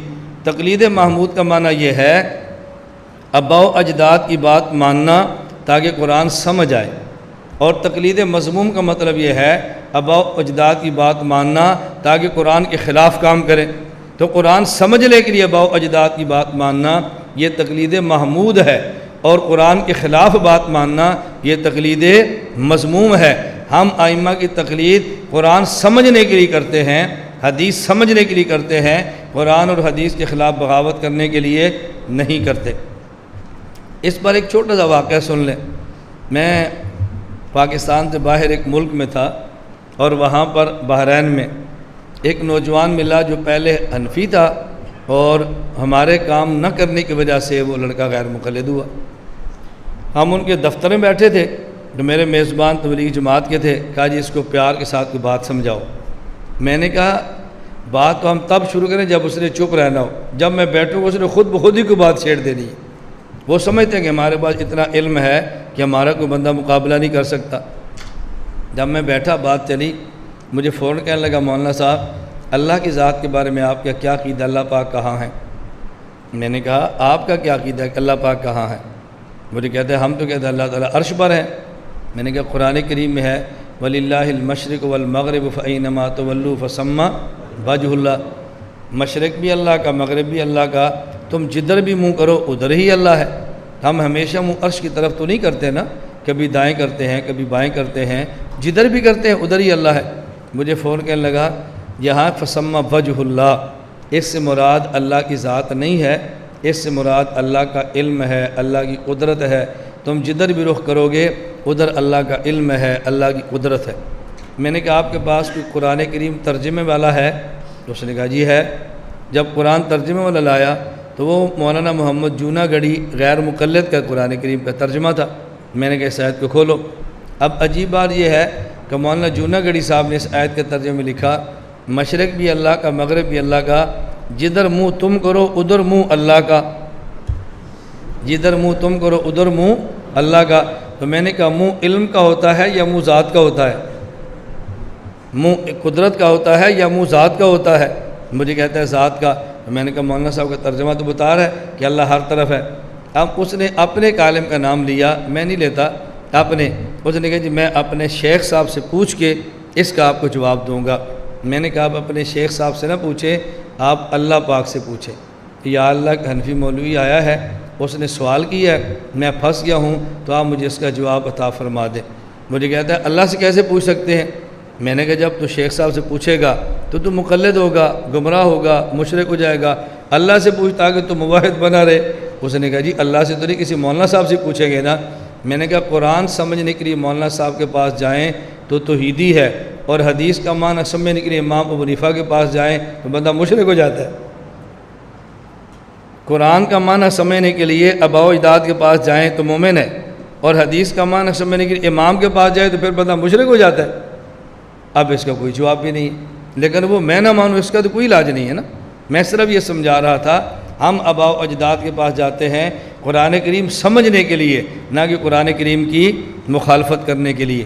اللہ ہمیں یہ بات سمجھنے کی توفیق عطا فرمائے۔ ایک اور سوال سمجھیں۔ سوال یہ ہے کہ جب ہم کسی مسئلے پر امام کی تقلید کرتے ہیں، اب ایک مسئلے پر ایک امام نہیں ہے، ایک مسئلے پر 4 امام ہیں۔ ایک امام کی رائے یہ ہے، دوسرے کی یہ ہے، تیسرے کی یہ ہے، چوتھے کی یہ ہے۔ تو آپ کہتے ہیں کہ ائمہ کی تقلید کریں گے تو آدمی کو مسئلہ سمجھ آئے گا اور جنت میں جائے گا۔ تو جب ایک مسئلے پہ 4 امام ہیں تو ایک مسئلے پہ 4 آراء ہوں گی، تو چاروں رائے تو ٹھیک نہیں ہو سکتی، رائے تو ایک ہی ٹھیک ہوگی نا۔ تو ایک امام ٹھیک ہوگا، باقی 3 غلط ہوں گے، تو ٹھیک والا تو سمجھ آتی جنت میں جائے گا، تو غلط والے پھر کہاں جائیں گے؟ یہ بڑا اہم سوال ہے، اس کا جواب اچھی طرح سمجھ لیں۔ ہم کہتے ہیں جب ایک مسئلے پر 2 3 یا 4 ائمہ کی رائے ہو، ہم اس کا جواب دیتے ہیں کہ عند اللہ ایک رائے حق ہے اور عند الناس چاروں حق ہے۔ عند اللہ ایک حق ہے اور عند الناس چاروں حق ہے۔ معنی میں سمجھاؤں گا، آپ لفظ یاد رکھ لیں۔ عند اللہ ایک امام برحق ہے اور عند الناس چاروں امام برحق ہے۔ عند الناس چاروں امام کے برحق ہونے کا معنی یہ ہے کہ ہم چاروں اماموں کو ماننے والوں کو ٹھیک کہیں گے اور چاروں اماموں کو ٹھیک کہیں گے، لیکن اللہ کے ہاں ایک امام کا مسئلہ ٹھیک ہوگا اور باقی 3 کے مسئلے ٹھیک نہیں ہوں گے۔ لیکن اللہ کے ہاں کون سا مسئلہ ٹھیک ہے، کون سا غلط ہے، چونکہ ہمیں پتہ نہیں، اس لیے ہم کہتے ہیں کہ چاروں کے چاروں ٹھیک ہے۔ اور جس کا مسئلہ اللہ کے ہاں ٹھیک ہوگا اس کو اللہ پاک 2 اجر دے دیں گے، اور جس کا مسئلہ اللہ کے ہاں ٹھیک نہیں ہوگا اللہ پاک اس کو 1 اجر دے دیں گے، اجر سب کو ہی ملے گا۔ اب اس کی مثال سمجھیں گے تو بات آپ کو جلدی سمجھ آئے۔ آپ کسی دور دراز علاقے میں آبادی سے باہر جا رہے ہیں اور جانے والے 12 آدمی ہیں۔ کتنے آدمی ہیں؟ 12 کہہ رہے ہیں، 8 کہہ لیں، 4 کہہ لیں، مثال دینی ہے نا۔ اب 12 آدمی ہیں، چلو 12 سے نیچے آپ 8 پہ آ جائیں، 4 پہ آ جائیں۔ 4 آدمیوں کی جماعت جا رہی ہے اور راستے میں نماز کا وقت ہو گیا، گھڑی سے ان کو پتہ چل گیا بھئی زور کی نماز کا وقت ہے، لیکن موسم ابر آلود ہے، قبلے کا پتہ نہیں ہے، وہاں بتانے والا بھی کوئی نہیں ہے، تو قبلہ بتانے والا بھی کوئی نہیں، نہ ہی بندہ نہ ہی کوئی آلہ، اور خود ان کو قبلہ معلوم نہیں ہے۔ نماز کے لیے قبلہ شرط ہے۔ اب جب نماز پڑھیں گے تو منہ کس طرف کریں گے؟ کیا کریں گے؟ تحری کا معنی اجتہاد ہے، اجتہاد کریں گے نا۔ اجتہاد کا معنی کوشش ہے، تحری کا معنی کوشش ہے۔ ہر بندہ اپنی زور لگائے گا، سوچے گا، دماغ پر زور لگائے گا قبلہ کس طرف ہو سکتا ہے۔ اب 4 آدمی تھے اور ان چاروں کی رائے مختلف ہوگی۔ ایک کہتا ہے قبلہ اس طرف ہے، دوسرا کہتا ہے نہیں اس طرف ہے، تیسرا کہتا ہے نہیں اس طرف ہے، چوتھا کہتا ہے اس طرف ہے۔ اب یہ جو چاروں بندے نماز پڑھیں گے تو منہ کس طرف کریں گے؟ جس طرف ان کی اپنی تحری کہتی ہے یا دوسرے کی تحری کہتی ہے۔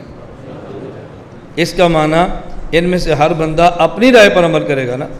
تو جب چاروں کا منہ مختلف طرفوں پر ہے تو آپ کیا کہیں گے؟ ان چاروں کی نماز ہوگی یا ایک کی نماز ہوگی؟ ہم کہیں گے چاروں کی ہو گئی۔ اسے کہتے ہیں کہ عند الناس چاروں برحق ہے۔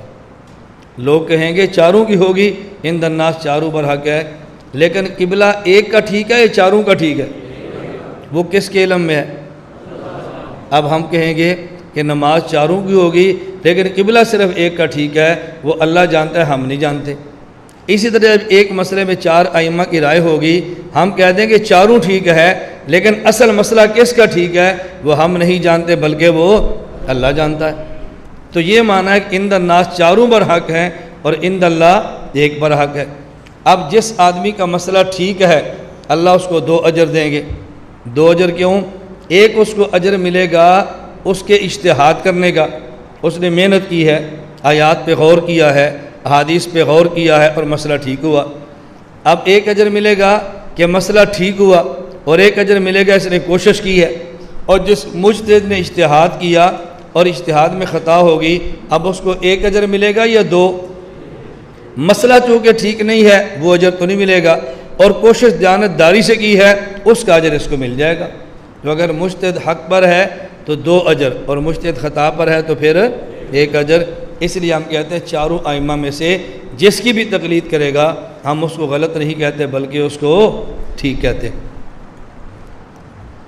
اور اس کا ذکر اللہ پاک نے قرآن کریم میں فرمایا ہے، اس کو میں سمجھانے کے لیے ایک سوال کرتا ہوں، پھر آپ کو جواب دوں گا، یہ بات سمجھ آئے گی۔ غیر مقلد اعتراض کرتے ہیں ایک مسئلے پر امام ابو حنیفہ رحمۃ اللہ علیہ کی ایک رائے ہے اور حضرت امام ابو یوسف رحمۃ اللہ علیہ کی دوسری رائے ہے۔ اب آپ یہ بتائیں کہ ان دونوں میں سے غلط کون ہے اور ٹھیک کون ہے؟ اور ان کا اعتراض کا انداز اتنا عجیب ہوتا ہے، کہتے ہیں آپ لوگ کہتے ہیں امام ابو حنیفہ کی تقلید کرے، بہت بڑے عالم ہیں، یہ اتنے بڑے عالم ہیں کہ ان کے شاگرد بھی ان کی بات نہیں مانتے۔ مذاق دیکھا؟ کہتے ہیں اتنے بڑے عالم ہیں کہ ان کے شاگرد بھی بات نہیں مانتے۔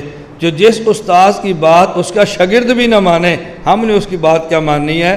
پہلے ان کے شاگرد امام محمد سے کو بات مانے، امام ابو یوسف سے کو ان کی بات مانے، تو ان کے شاگرد ان کی بات ماننے کے لیے تیار ہی نہیں ہے اور آپ کہتے ہیں ان کی بات مانو۔ اب ہم نے کہا بھی دو مجتہد ہوں، ایک مجتہد چھوٹا اور ایک مجتہد بڑا، یہ جو شاگرد امام صاحب کی بات نہیں مانتے یہ آپ کو غلط فہمی ہوئی ہے اور آپ کو دھوکہ لگا ہے۔ کیوں؟ فتاوی شامیہ کے اندر ہے، حضرت امام ابو یوسف امام محمد اور ان کے شاگردوں کے بارے میں کہتے ہیں انہ روی عن اصحابہ من الکبار کابی یوسف و محمد و ظفر والحسن، امام محمد، امام ابو یوسف، امام ظفر، امام حسن، یہ جو امام صاحب کے بڑے بڑے شاگرد ہیں نا، وہ یہ بات کہتے ہیں ما قلنا فی مسئلۃ قولا الا هو روایت عن ابی حنیفہ، اور عجیب بات یہ ہے کہتے ہیں وَأَقْسَمُ عَلَيْهِ غِلَاظًا أَيْمَانًا، قسم اٹھا کر یہ بات کہتے ہیں کہ ہم جو بھی قول اختیار کرتے ہیں یہ ہمارا نہیں ہوتا بلکہ یہ امام اعظم ابو حنیفہ کا ہوتا ہے، یہ ہمارا نہیں ہوتا بلکہ امام اعظم ابو حنیفہ کا ہوتا ہے۔ یعنی امام صاحب کا شاگرد یہ امام صاحب سے اختلاف نہیں کرتا بلکہ ایک مسئلے پر امام صاحب کی دو رائے ہوتی ہیں، ان میں سے ایک رائے امام ابو یوسف لے لیتا ہے اور بعد میں مشہور ہی ہوتا ہے اس مسئلے پر امام صاحب کی رائے یہ ہے اور امام ابو یوسف کی رائے یہ ہے، امام صاحب کی رائے یہ ہے اور امام محمد کی رائے یہ ہے۔ حالانکہ امام ابو یوسف اور امام محمد امام صاحب سے اختلاف نہیں کرتے بلکہ امام صاحب کے دو قولوں میں سے ایک قول کو ترجیح دیتے ہیں، ایک قول کو ترجیح دیتے ہیں۔ میں آپ سے کہتا ہوں بھی دیکھو ہمارا سبق ختم ہوتا ہے 11 بجے، اور اگر آپ چاہو تو میرا خیال ہے آج 11 کے بجائے 12 بجے پڑھ لیں، 12 بجے تک چلتے ہیں، یہ مسئلہ ہے ذرا مکمل ہو جائے فائدہ ہوگا۔ پھر میں کہتا ہوں یار میری دوسری رائے ہے کہ 11 بجے ختم کر دیں، ہمارا ایک روزانہ کا معمول ہے، ڈسپلن ہے، نظام ہے، اس کی پابندی ہو، سبق نہ بھی پورا ہو تو نظام تو چلنا چاہیے نا۔ تو میری ایک رائے یہ ہے، ایک یہ ہے۔ اب آپ میں سے ایک شاگرد کہتا ہے نہیں سبق 12 بجے تک چلے گا، اب کوئی بندہ کہ جی مولانا صاحب نے کہا تھا 11 بجے ختم کریں اور یہ کہہ رہا ہے 12 بجے ختم کرو، یہ استاد کی مخالفت کر رہا ہے۔ اب دوسرا کہ یار مخالفت نہیں کر رہا، ان نے خود کہا تھا کہ میری رائے ہے کہ 12 بجے تک چلے، اس کی وجہ یہ ہے، اور 11 بجے ختم کرو اس کی وجہ یہ ہے۔ اب ایک طالب علم کہتا ہے نہیں ہم جو کہتے ہیں نا 12 بجے، ہم نے ترجیح اس لیے دی ہے ہم تو آئے ہیں پڑھنے کے لیے اور نظم تو بنایا تھا تاکہ سبق ہو، اور اگر نظم توڑنے میں سبق زیادہ ہو تو توڑ دینا چاہیے۔ نظم کیوں بنایا ہے؟ فائدے کے لیے، نقصان کے لیے؟ تو اگر نظم توڑنے میں فائدہ ہو تو توڑنا چاہیے، رکھنا چاہیے۔ اب اس نے کہا یہ وجہ ترجیح ہے۔ اب بتاؤ یہ قول اس کا اپنا ہے یا میرا ہے؟ اسی طرح امام صاحب ایک مسئلے پر دو قول ہوتے ہیں اور امام ابو یوسف ان میں سے ایک قول کو دلائل پر ترجیح دیتے ہیں، تو ان کا اپنا قول نہیں ہوتا بلکہ وہ قول امام صاحب ہی کا ہوتا ہے۔ اب بات سمجھ آ گئی؟ دوسرا سمجھیں، غیر مقلدین بسا اوقات اس اعتراض کو جب دوسرے انداز میں نقل کرتے ہیں تو اس کا بھی آپ جواب ذہن نشین فرما لیں۔ وہ کیا ہے کہ امام ابو حنیفہ استاد ہیں اور امام ابو یوسف ان کے شاگرد ہیں، اور آپ لوگ امام ابو حنیفہ کو چھوڑ کے امام ابو یوسف کے قول پر فتویٰ دیتے ہو، پھر تم مقلد امام ابو حنیفہ کے نہ ہوئے نا، امام ابو یوسف کے ہوئے۔ ایک مسئلے پر ایک قول امام ابو حنیفہ کا ہے اور ایک امام محمد کا ہے، اور تم فتویٰ امام محمد کے قول پر دیتے ہو تو پھر تم امام ابو حنیفہ کے مقلد نہ ہوئے نا، تم کبھی کبھی مقلد امام محمد کے ہو جاتے ہو۔ اس کا ہم نے جواب دے دیا، بھئی امام ابو یوسف کا قول بھی امام ابو حنیفہ کا ہے اور امام محمد کا قول بھی امام ابو حنیفہ کا ہے، ہم جس کے قول پر فتویٰ دے ہم مقلد بہرحال امام ابو حنیفہ ہی کے رہتے ہیں۔ اور دوسرا میں ایک دوسرے انداز میں بات سمجھایا کرتا ہوں، اگر سچ مچ یہ بات مان لی جائے کہ امام ابو یوسف نے امام صاحب سے اختلاف کیا ہے، امام محمد نے کسی مسئلے میں امام صاحب سے اختلاف کیا ہے، امام ابو حنیفہ کی رائے اور ہے، امام ابو یوسف کی اور ہے، امام ابو حنیفہ کی اور ہے، امام محمد کی رائے اور ہے۔ اب غیر مقلدین کے سوال کا جواب ہوگا، میں کہتا ہوں اللہ کا شکر یہ ہے کہ یہ لوگ آج کے دور میں ہیں، یہ لوگ حضرت داؤد اور سلمان علیہ السلام کے دور میں نہیں تھے۔ کیوں؟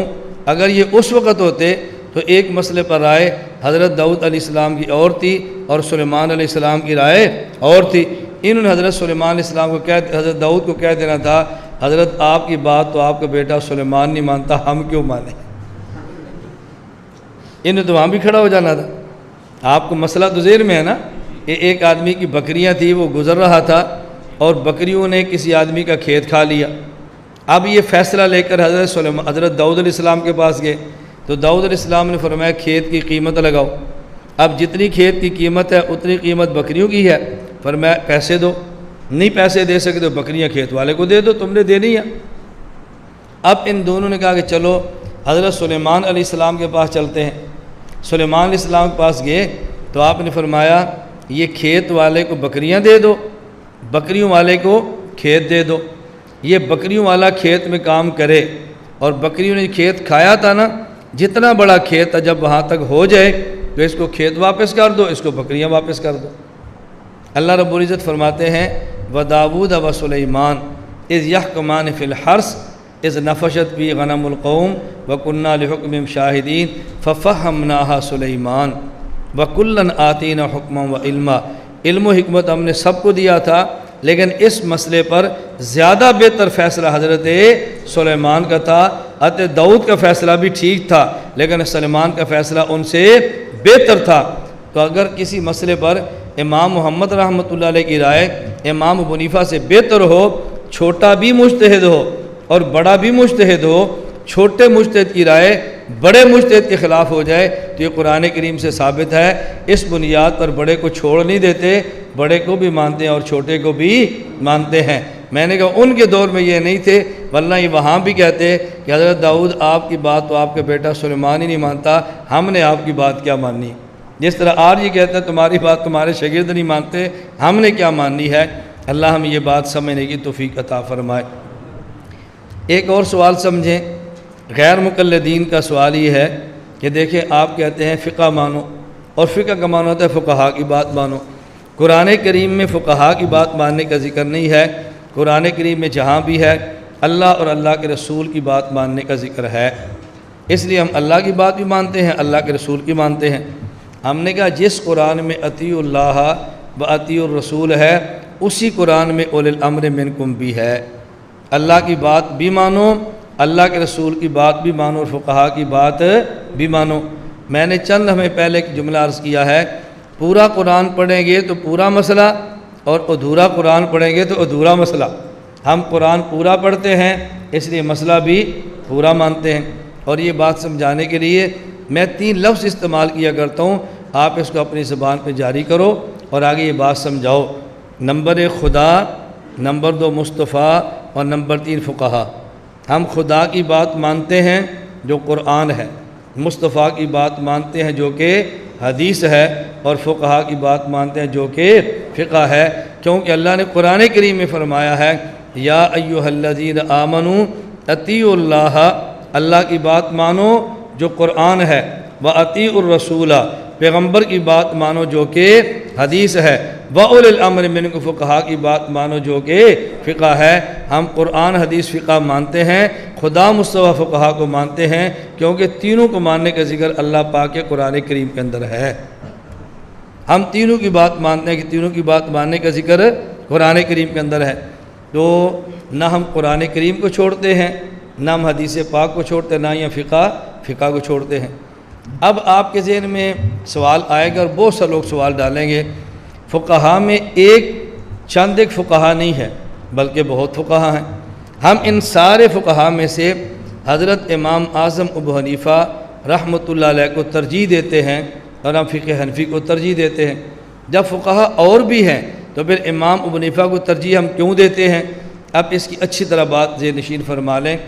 اس سوال کو کئی انداز میں اور کئی ترتیبوں سے الفاظ بدل کے کیا جائے گا، مختلف انداز سے سوال ایک ہی ہے، اس کے انداز بدل جاتے ہیں۔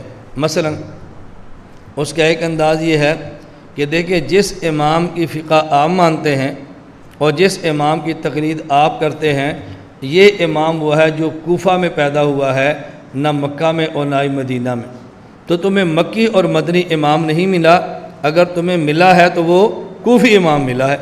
اب اس پر ہمارے حضرات شرمندہ ہونا شروع ہو جاتے ہیں کہ بڑا مضبوط سوال آ گیا ہے۔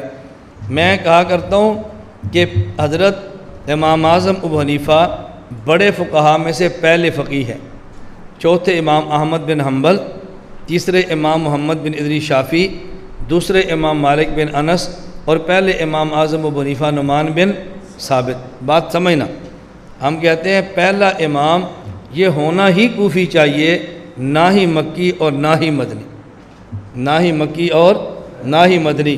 کیوں؟ اس لیے کہ دیکھو ضابطہ یہی ہے کہ جب ایک بڑا کام لے کر چلے تو جہاں وہ چھوڑ کر جائے چھوٹا وہیں سے کام لے کر آگے چلتا ہے۔ رسول اکرم صلی اللہ علیہ وسلم کے صحابہ کرام میں 4 وہ خلفاء راشدین ہیں جن کی خلافت کا وعدہ اللہ نے قرآن میں فرمایا ہے۔ نمبر 1 حضرت ابوبکر صدیق، نمبر 2 حضرت عمر فاروق، نمبر 3 حضرت عثمان غنی، نمبر 4 حضرت علی المرتضیٰ رضی اللہ تعالی عنہ۔ اب حضرت علی ان میں سب سے چھوٹے ہیں، اور ائمہ اربعہ میں امام اعظم ابو حنیفہ نعمان بن ثابت سب سے بڑے ہیں۔ تو جہاں سے بڑا کام چھوڑ کے جائے گا چھوٹا وہاں سے کام لے کر آگے چلے گا۔ حضرت صدیق اکبر مدینہ سے گئے، عمر فاروق کام مدینہ شروع کریں گے یا پھر مکہ مکرمہ جائیں گے؟ مدینہ سے۔ حضرت عمر فاروق مدینہ سے گئے تو عثمان غنی مدینہ سے، حضرت عثمان غنی مدینہ سے گئے، علی المرتضیٰ مدینہ سے، علی المرتضیٰ مدینہ سے نہیں بلکہ کوفہ سے دنیا میں گئے ہیں۔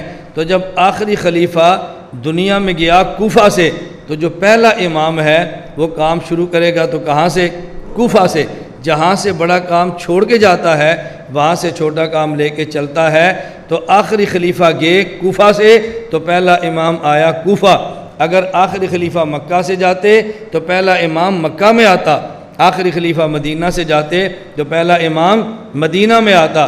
تو چونکہ آخری خلیفہ کوفہ سے گئے ہیں لہٰذا پہلے امام کو بھی کوفہ ہی میں آنا چاہیے تھا۔ اس لیے علی المرتضیٰ رضی اللہ تعالیٰ عنہ کی جائے شہادت کا نام کوفہ ہے، تو حضرت امام اعظم ابو حنیفہ کی جائے ولادت کا نام کوفہ ہے۔ اب آپ بتاؤ پہلا امام مکہ میں آنا چاہیے، مدینہ میں آنا چاہیے، یا پہلا امام کوفہ میں آنا چاہیے؟ تو اس میں حرج کی بات کون سی ہے؟ میں نے پہلے آپ سے کہا نا دلائل ہمارے ذہن میں نہیں ہوتے تو ہم جھجکنا شروع ہو جاتا ہے کہ بہت بڑا اعتراض کر دیا ہے۔ مکہ مکرمہ میں چند نوجوان جمع تھے اور مجھ سے پوچھنے لگے کہ مولانا صاحب آپ کی فقہ یہ کوفی ہے، نہ ہی مکی ہے اور نہ ہی مدنی ہے، تو مکی اور مدنی فقہ نہیں تھی کہ آپ نے کوفی لی ہے؟ میں نے کہا مکہ مکرمہ میں رہتے ہیں، یہاں حرم مکہ میں جو قرآن پڑھا جاتا ہے یہ قرات کوفی ہے یا مکی ہے؟ کہا جی کوفی۔ میں نے کہا یہ روایت کوفی ہے یا مکی ہے؟ کہا جی کوفی۔ تو میں نے کہا تمہیں مکہ کا کوئی قاری نہیں ملا اور مکہ کا کوئی راوی نہیں ملا، اس کے لیے تمہیں کوفہ میں ہی جانا پڑا۔ انہوں نے کہا جی مولانا صاحب یہ جو قرآن کریم ہم پڑھتے ہیں اگرچہ روایت کوفی ہے لیکن قرآن وہی ہے جو مکہ میں نازل ہوا تھا، جہاں سے صحابہ کرام کوفہ میں لے کر گئے اور کوفہ سے پھر قرآن واپس آیا، تو یہ وہی قرآن ہے۔ میں نے کہا بات اچھی طرح سمجھیں، ایک لفظ روایت ہے، ایک لفظ درایت ہے۔ روایت کا معنی ہوتا ہے الفاظ آگے پہنچانا، اور درایت کا معنی ہوتا ہے الفاظ کو سمجھانا۔ میں نے پہلے بھی آپ سے کہا الفاظ کے ترجمے کرنا سیکھو۔ روایت الفاظ کو پہنچانا اور درایت الفاظ کو سمجھانا۔ میں نے کہا صحابہ کرام نے جب اللہ کے نبی سے قرآن کے الفاظ لیے تھے تو الفاظ کا معنی سمجھا بھی تھا کہ نہیں؟ کہا جی سمجھا تھا۔ تو میں نے کہا جب مکہ مکرمہ قرآن کریم کے الفاظ لے کر گئے تھے تو ان کو معنی بھی بتایا تھا صرف الفاظ دیے تھے؟ کہا جی معنی بھی بتایا تھا۔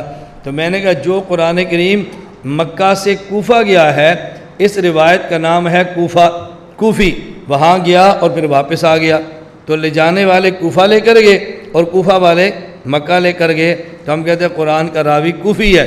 میں نے کہا بات سمجھے، صحابہ کرام نے اللہ کے نبی سے سمجھا اور کوفہ والوں کو سمجھا دیا، تو الفاظ قرآن کے پہنچانے کا نام روایت ہے اور اس کے سمجھانے کا نام درایت ہے۔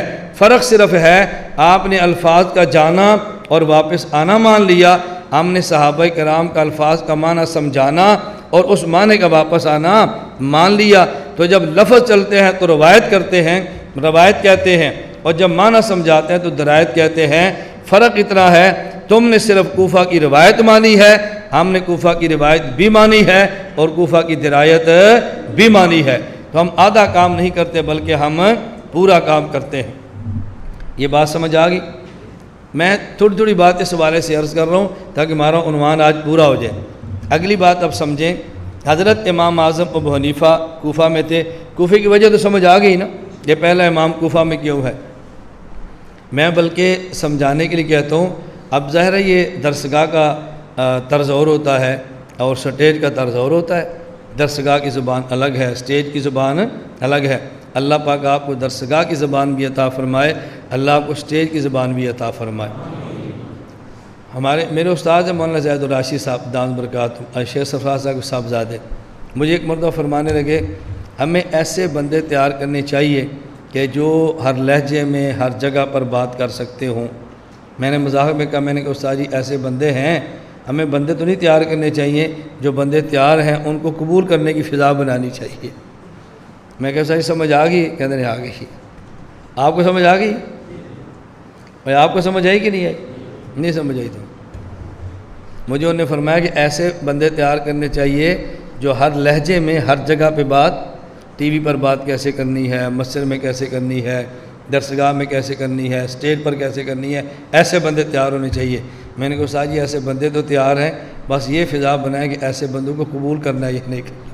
میں نے کہا استاد جی بات سمجھ اندر آ گئی سمجھ آئی آپ کو بات؟ ہاں، میں اس لیے ساتھ کہتا ہوں، میں اللہ کا شکر ادا کرتا ہوں، آپ چاہیں تو درسگاہ میں بٹھا دیں، آپ چاہیں تو خانقاہ میں بٹھا دیں، آپ چاہیں تو اسٹوڈیو ٹی وی پر بٹھا دیں، آپ چاہیں تو کسی اسٹیج پر بٹھا دیں، جہاں پر آپ بٹھائیں گے نا وہی کا لہجہ آپ سے مات فرمائیں گے انشاءاللہ۔ آپ دیکھ لیں، جس لہجے میں آپ گفتگو چاہتے ہیں نا، ہم اس لہجے میں آپ کو سمجھائیں گے۔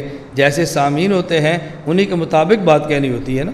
سامعین عوام ہو تو وہاں بات اور طرح کہتے ہیں، اور جب علماء ہو تو بات اور طرح کہتے ہیں، اور جب طلباء ہو تو پھر بات تھوڑی سی اور طرح کہتے ہیں۔ اللہ آپ کو درسگاہ کا علم بھی دے، اللہ آپ کو عوامی زبان بھی عطا فرمائے، یہ دونوں باتیں بہت ضروری ہیں۔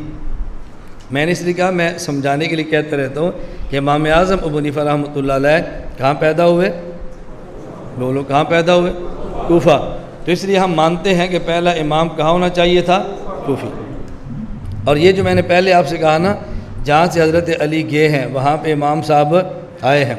میں اس کے لیے ایک حدیث پاک بھی پیش کیا کرتا ہوں کہ نبی کریم صلی اللہ علیہ وسلم فرمایا، انا مدینۃ العلم والی بابھا فمن اراد المدینۃ فلیات الباب۔ الکامل ابن عدی میں روایت ہے، میں شہر علم ہوں، علی شہر علم کا دروازہ ہے، جو شہر آنا چاہے وہ دروازے میں جائے۔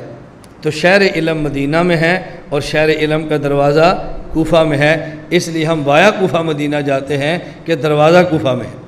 دروازہ کہاں پر ہے؟ کوفہ میں۔ اللہ ہمیں یہ باتیں سمجھنے کی توفیق دے۔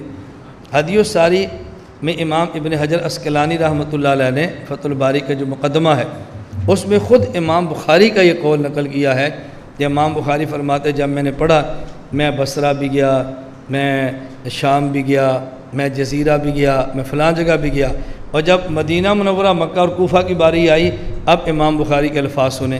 امام بخاری فرماتے ہیں، اقمت بالحجاز ستۃ اعوام ولا ادری کم لا احصی کم دخلت الی کوفہ۔ اقمت بالحجاز ستۃ اعوام، میں حجاز میں 6 سال تک ٹھہرا ہوں، اور کوفہ کتنی بار گیا مجھے یاد ہی نہیں ہے۔ آپ کسی طالب علم سے پوچھ لو اس مدرسے میں کتنے سال پڑھا ہے، وہ کہے گا جی 10 سال۔ مدرسے کے دروازے سے کتنی بار گزرا ہے، کہتا ہے مجھے یاد ہی نہیں ہے۔ تو امام بخاری حجاز کو منزل سمجھتے ہیں اور کوفہ کو دروازہ سمجھتے ہیں۔ فرماتے ہیں مجھے منزل میں رہنا یاد ہے لیکن دروازے سے گزرنا یاد نہیں۔ ہم بھی حنفی مدینہ کو منزل سمجھتے ہیں اور ہم کوفہ کو اس کا دروازہ سمجھتے ہیں۔ تو ہمارے پاس دروازہ بھی ہے، مذہب راستہ بھی ہے، اور ہمارے پاس کوفہ بھی، ہمارے پاس منزل بھی ہے۔ تو جن کے پاس راستہ ہی نہیں بتائیں ان کو منزل کہاں سے ملے گی، اور جن کے پاس منزل ہی نہیں ہے ان کا تو ان سے بھی برا حال ہوگا۔ اللہ میں سمجھنے کی توفیق عطا فرمائے۔ یہ بات میں کیوں کہتا ہوں، اگر کوئی بندہ آپ سے پوچھے آپ کا مذہب حنفی ہے یا محمدی، آپ کیا جواب دیں گے؟ کیوں؟ اس لیے کہ منزل پہنچنے کی جگہ کا نام ہے اور مذہب راستے کا نام ہے۔ مذہب حنفی کا معنی ہمارا راستہ امام اعظم ابو حنیفہ ہے، اور منزل ہماری محمدی ہے، ہم نے پہنچنا رسول اللہ صلی اللہ علیہ وسلم تک ہے۔ اور جو کہتا ہے کہ میرا راستہ اللہ کے نبی ہے، بتاؤ اس کی منزل کیا ہوگی؟ اللہ کے نبی منزل ہے، اللہ کے نبی راستہ نہیں ہے۔ منزل کو راستہ کہہ دینا یہ بے ادبی ہے۔ ہم ادب والے ہیں، حضور کو منزل مانتے ہیں اور اپنے امام کو راستہ مانتے ہیں۔ منزلیں کئی نہیں ہوتی، منزل ایک ہوتی ہے اور منزل تک پہنچنے کے راستے کئی ہوتے ہیں۔ ایک راستہ امام مالک، ایک راستہ امام ابو حنیفہ، ایک راستہ امام شافعی اور ایک راستہ امام احمد بن حنبل۔ اب میں مختصر سے دلائل اختصار سے پیش کرتا ہوں۔ ائمہ اربعہ میں سے ہم نے تقلید کی ہے امام اعظم ابو حنیفہ رحمۃ اللہ علیہ کی۔ اس کی وجہ کیا ہے کہ ہم امام صاحب کی تقلید کرتے ہیں اور ان کی فقہ کو ترجیح دیتے ہیں۔ یہ دلائل آپ اشارے سے نوٹ کریں، لکھے ہوئے ہیں ورنہ اشارے ذہن میں رکھیں۔ نمبر 1، حضرت امام اعظم ابو حنیفہ رحمۃ اللہ علیہ ان چاروں فقہا میں وہ ہیں کہ جنہوں نے صحابہ کرام کی زیارت کی ہے۔ حضرت امام صاحب نے حضرت انس بن مالک، امام صاحب نے عبداللہ بن ابی اوفا، عبداللہ بن انیس، حضرت واصلہ بن اسقا، حضرت امام صاحب وہ ہیں کہ جن نے صحابہ کرام کی زیارت کی ہے۔ ظاہر ہے جس نے صحابہ کی زیارت کی ہو وہ اس سے اعلیٰ ہے کہ جس نے صحابہ کرام کی زیارت نہیں کی۔ نمبر 2، حضرت امام ابو حنیفہ رحمۃ اللہ علیہ وہ ہیں جو ان سب کے استاد یا استادوں کے استاد ہیں، یعنی امام صاحب بڑے ہیں اور باقی ائمہ چھوٹے ہیں۔ حضرت امام صاحب کی پیدائش 80 ہجری کی ہے اور آپ کی وفات 150 کی ہے۔ امام مالک ان سے چھوٹے ہیں، آپ کی پیدائش 93 ہجری کی ہے، وفات 179 کی ہے۔ امام شافعی ان سے چھوٹے ہیں، آپ کی پیدائش 150 کی ہے، وفات 204 کی ہے۔ حضرت امام احمد ان سے بھی چھوٹے ہیں، آپ کی پیدائش 164 کی ہے، وفات 241 کی ہے۔ تو سب سے بڑے امام اعظم ابو حنیفہ ہیں، اس لیے ہم نے بڑے کو لیا ہے۔ اور یہ بات ذہن میں رکھ لینا، کبھی آپ کی کسی بندے سے بات ہونا، یہ نقطہ آپ نے بھولنا نہیں ہے۔ وہ ایک مسئلہ پیش کریں گے، آپ پیش کرو گے اور وہ بندہ کہے گا آخر امام شافعی بھی اس بات کے قائل ہے نا، آپ انہیں کو یار ہم سے دلیل سے بات کرو، ہم آپ کو جواب دیں۔ اگر بندہ ہی لینا ہے تو پھر امام صاحب بڑے ہیں ان کو لے لیں، پھر چھوٹے کو چھوڑیں بڑے کو لیں۔ جب آپ نے بندہ لینا ہے تو بڑا لے لیں۔ ہم بندہ بڑا پیش کرتے ہیں تم قبول نہیں کرتے، یا دلیل سے بات کرو یا افراد سے بات کرو۔ اللہ کا کرم ہے ہمارے پاس دلائل بھی ہیں اور افراد میں سے بڑا فرد ہے۔ حضرت امام اعظم ابو حنیفہ رحمۃ اللہ علیہ، توجہ رکھنا، وہ امام ہیں کہ باقی تینوں ائمہ نے ان کی مدح کی ہے، اس لیے ہم امام صاحب کو لیتے ہیں۔ حضرت امام مالک رحمہ اللہ فرماتے تھے رأیت رجلا لو کلمک فی ہذہ الساریہ، میں نے ایک ایسے شخص کو دیکھا جو اس لکڑ کے ستون کے بارے میں تم سے گفتگو کرے اور اس کی رائے یہ ہو اس کو سونے کا ثابت کرنا چاہے۔ لو رأیت رجلا لو کلمک فی ہذہ الساریہ ان یجعلھا ذہبا لقام بحجتہ، تو دلیل کے ساتھ اس لکڑ کے ستون کو سونے کا ثابت کر سکتا ہے۔ حضرت امام شافعی فرمایا کرتے تھے کہ اگر تم نے فقہ سیکھنی ہے، من اراد یعرف الفقہ فلیلزم ابا حنیفہ و صحابہ فإن الناس عیال فی الفقہ، پھر امام ابو حنیفہ اور ان کے شاگردوں کے پاس بیٹھا کرو، اس لیے کہ فقہ میں امام صاحب ایسے ہیں جیسے باپ ہوتا ہے اور باقی ایسے ہیں جیسے اولاد ہوتی ہے۔ امام احمد بن حنبل فرمایا کرتے سبحان اللہ وہ فی العلم والزہد والورع وایثار الآخرہ بمحل لا یدرک احد، امام صاحب علم اور تقوی کے اس مقام پر تھے جہاں تک ہم میں سے کوئی بھی نہیں پہنچا۔ تو امام صاحب رحمۃ اللہ علیہ، نمبر 1 آپ نے صحابہ کو دیکھا ہے، صحابہ کے دور کو دیکھا ہے۔ نمبر 2 ان سب سے بڑے ہیں۔ نمبر 3 ان سب نے امام کی مدح کی ہے۔ نمبر 4 حضرت امام صاحب کی فقہ یہ شورائی ہے اور باقی حضرات کی فقہ شخصی ہے اور شورا کو شخصیت پر ترجیح ہوتی ہے۔ امام صاحب کی 40 رکنی کمیٹی ہوتی تھی کہ جس کی موجودگی میں امام صاحب مسئلہ پیش کرتے اور گفتگو کے بعد پھر مسئلہ تحریر کیا جاتا۔ نمبر 5 حضرت امام ابو حنیفہ باقی ائمہ میں سے وہ ہیں کہ جنہوں نے سب سے پہلے فقہ مدون فرمائی ہے، اول من دون علم شریعہ ورتبہ ابوابا، تو امام صاحب مدون اول ہیں تو پہلے کا حق بھی پہلا ہوتا ہے۔ نمبر 6 حضرت امام اعظم ابو حنیفہ رحمۃ اللہ علیہ دیکھیں عربی ہیں اور عربی ہونے کے ساتھ اجمی ہے، یعنی امام صاحب نسلاً اجمی ہے اور پیدا وہاں کوفہ کے اندر ہو رہے ہیں۔ تو دین عربوں کا عربوں کے لیے نہیں تھا بلکہ عربی دین اجمی کے لیے بھی تھا، تو پہلا امام ایسا ہونا چاہیے جو عربی بھی سمجھتا ہو عجمی بھی جانتا ہو، عربیت کو لے کر عجم کو دے۔ یہ امام صاحب کی خوبی ہے۔ امام مالک، امام شافعی، امام احمد یہ نسلاً عرب ہیں، امام صاحب نسلاً عجمی اور فارسی ہے۔ تو دین عربی میں ہے لیکن صرف عربوں کے لیے نہیں بلکہ عجموں کے لیے بھی ہے۔ تو امام ایسا ہو جو عربی سے لے اور عجم کو دے۔ نمبر 6، حضرت امام اعظم ابو حنیفہ رحمۃ اللہ علیہ سنگم پر واقع ہے۔ سنگم کا معنی یہ کوفہ کی اس طرف عرب ہے اور اس طرف عجم ہے۔ حضرت امام مالک رحمۃ اللہ علیہ یہ مدینہ میں ہے۔ حضرت امام شافعی رحمۃ اللہ علیہ یہ مصر، سنگم نہیں ہے، مصر یہ افریقہ کا ملک ہے اور افریقہ عجم شمار ہوتا ہے، اگرچہ امام شافعی نسلاً خود عرب ہیں لیکن مصر افریقہ کا شہر ہے۔ اب میں بات سمجھا رہا ہوں، حضرت امام ابو حنیفہ رحمۃ اللہ علیہ یہ کوفہ میں جو عجم ہے، ادھر عرب ہے اور ادھر عجم اور یہ سنگم ہے۔ تو پہلا امام ایسا ہونا چاہیے جو سنگم پر بیٹھا ہو، عرب سے لیتا رہے اور عجم کو دیتا رہے۔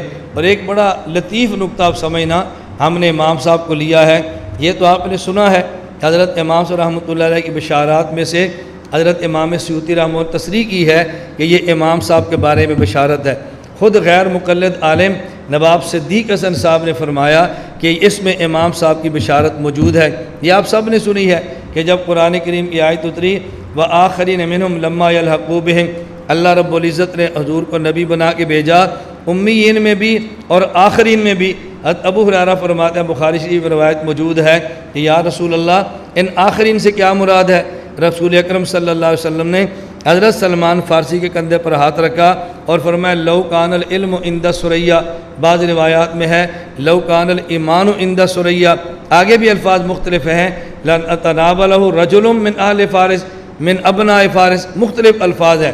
اللہ کے نبی نے فرمایا اگر علم اور ایمان اور دین ثریا ستارے پر بھی پہنچ جائے تو فارسی ایسے ہوں گے جو وہاں سے علم اور ایمان کو لے لیں گے۔ تو ثریا ستارے کا نام ہے یا ثریا زمین کے ٹکڑے کا نام ہے؟ توجہ رکھنا، ثریا ستارے کا نام ہے یا زمین کے ٹکڑے کا نام ہے؟ ستارے کا نام ہے نا۔ اس کا معنی یہ ہے، اس میں لطیف اشارہ نکلتا ہے کہ ایک ایسا آدمی ہوگا کہ جس کی ملاقات میرے ستاروں سے ہوگی۔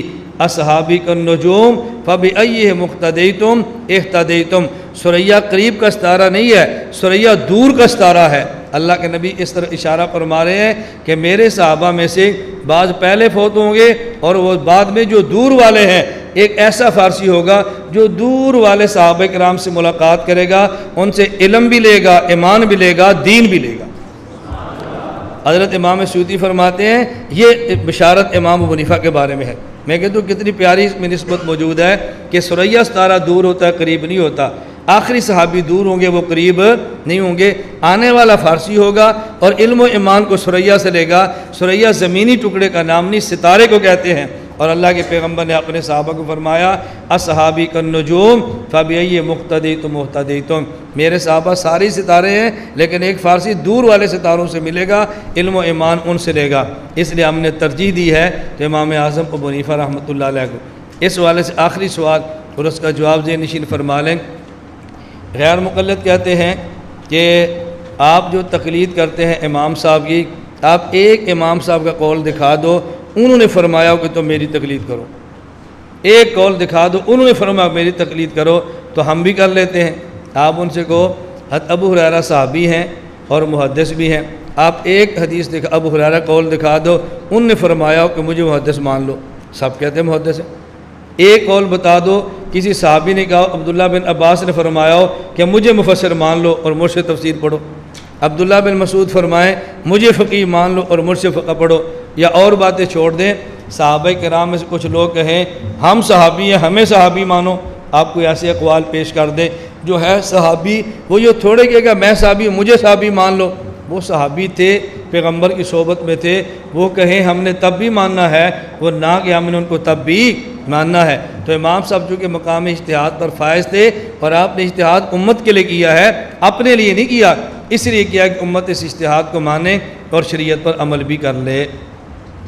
جب کوئی ان کے پاس چارہ نہیں چلے گا، آخر میں آپ سے کہہ دیں گے چلو ہم تقلید مان لیتے ہیں، تم یہ لفظ قرآن سے دکھا دو، بس ہتھیار پھینک دیے، ہتھیار پھینک دیے۔ ہم تقلید مان لیتے ہیں، تم لفظ تقلید قرآن سے دکھا دو، ہم ماننے کے لیے تیار ہیں۔ آپ انہیں کہو اگر کوئی مشرک تمہیں کہے ہم توحید ماننے کے لیے تیار ہیں، تم پورے قرآن سے لفظ توحید دکھا دو۔ جو مطالبہ کا ہم سے ہے، اگر کوئی مشرک آپ سے مطالبہ کرے بھئی تم مسجد کا نام بھی توحید رکھتے ہو، خود کو توحیدی بھائی کہتے ہو، تو تم کہتے ہو ہم تقلیدی بھائی بننے کے لیے تیار ہیں، قرآن سے لفظ تقلید دکھا دو۔ تو تمہیں کوئی ہندو مشرک کہہ دے ہم تمہارا توحیدی بھائی بننے کے لیے تیار ہیں، تم قرآن سے لفظ توحید دکھا لو، تم دکھا لو گے؟ یہ ہے سوال پر سواب الزامی۔ وہ فوراً کہیں گے اگرچہ توحید کا لفظ قرآن میں نہیں لیکن توحید کا مفہوم قرآن کریم میں ہے، ایاک نعبد و ایاک نستعین۔ آپ بھی کہہ دیں تقلید کا لفظ اگرچہ قرآن کریم میں موجود نہیں لیکن تقلید کا معنی اس سے اگلی آیت قرآن میں موجود ہے، اہدنا الصراط المستقیم صراط الذین انعمت علیہم۔ توحید کا لفظ قرآن میں نہیں، توحید پھر بھی مانتے ہیں، تو اگر تقلید کا لفظ قرآن میں تو ہم پھر بھی تقلید کو مانتے ہیں، اس لیے ہم توحیدی بھی ہیں تقلیدی بھی ہیں۔ ہمیں توحیدی ہونے پر بھی فخر ہے اور ہمیں تقلیدی ہونے پر بھی فخر ہے، ہم اس میں آر محسوس بھی نہیں کرتے اور ریورس گیئر بھی نہیں لگاتے۔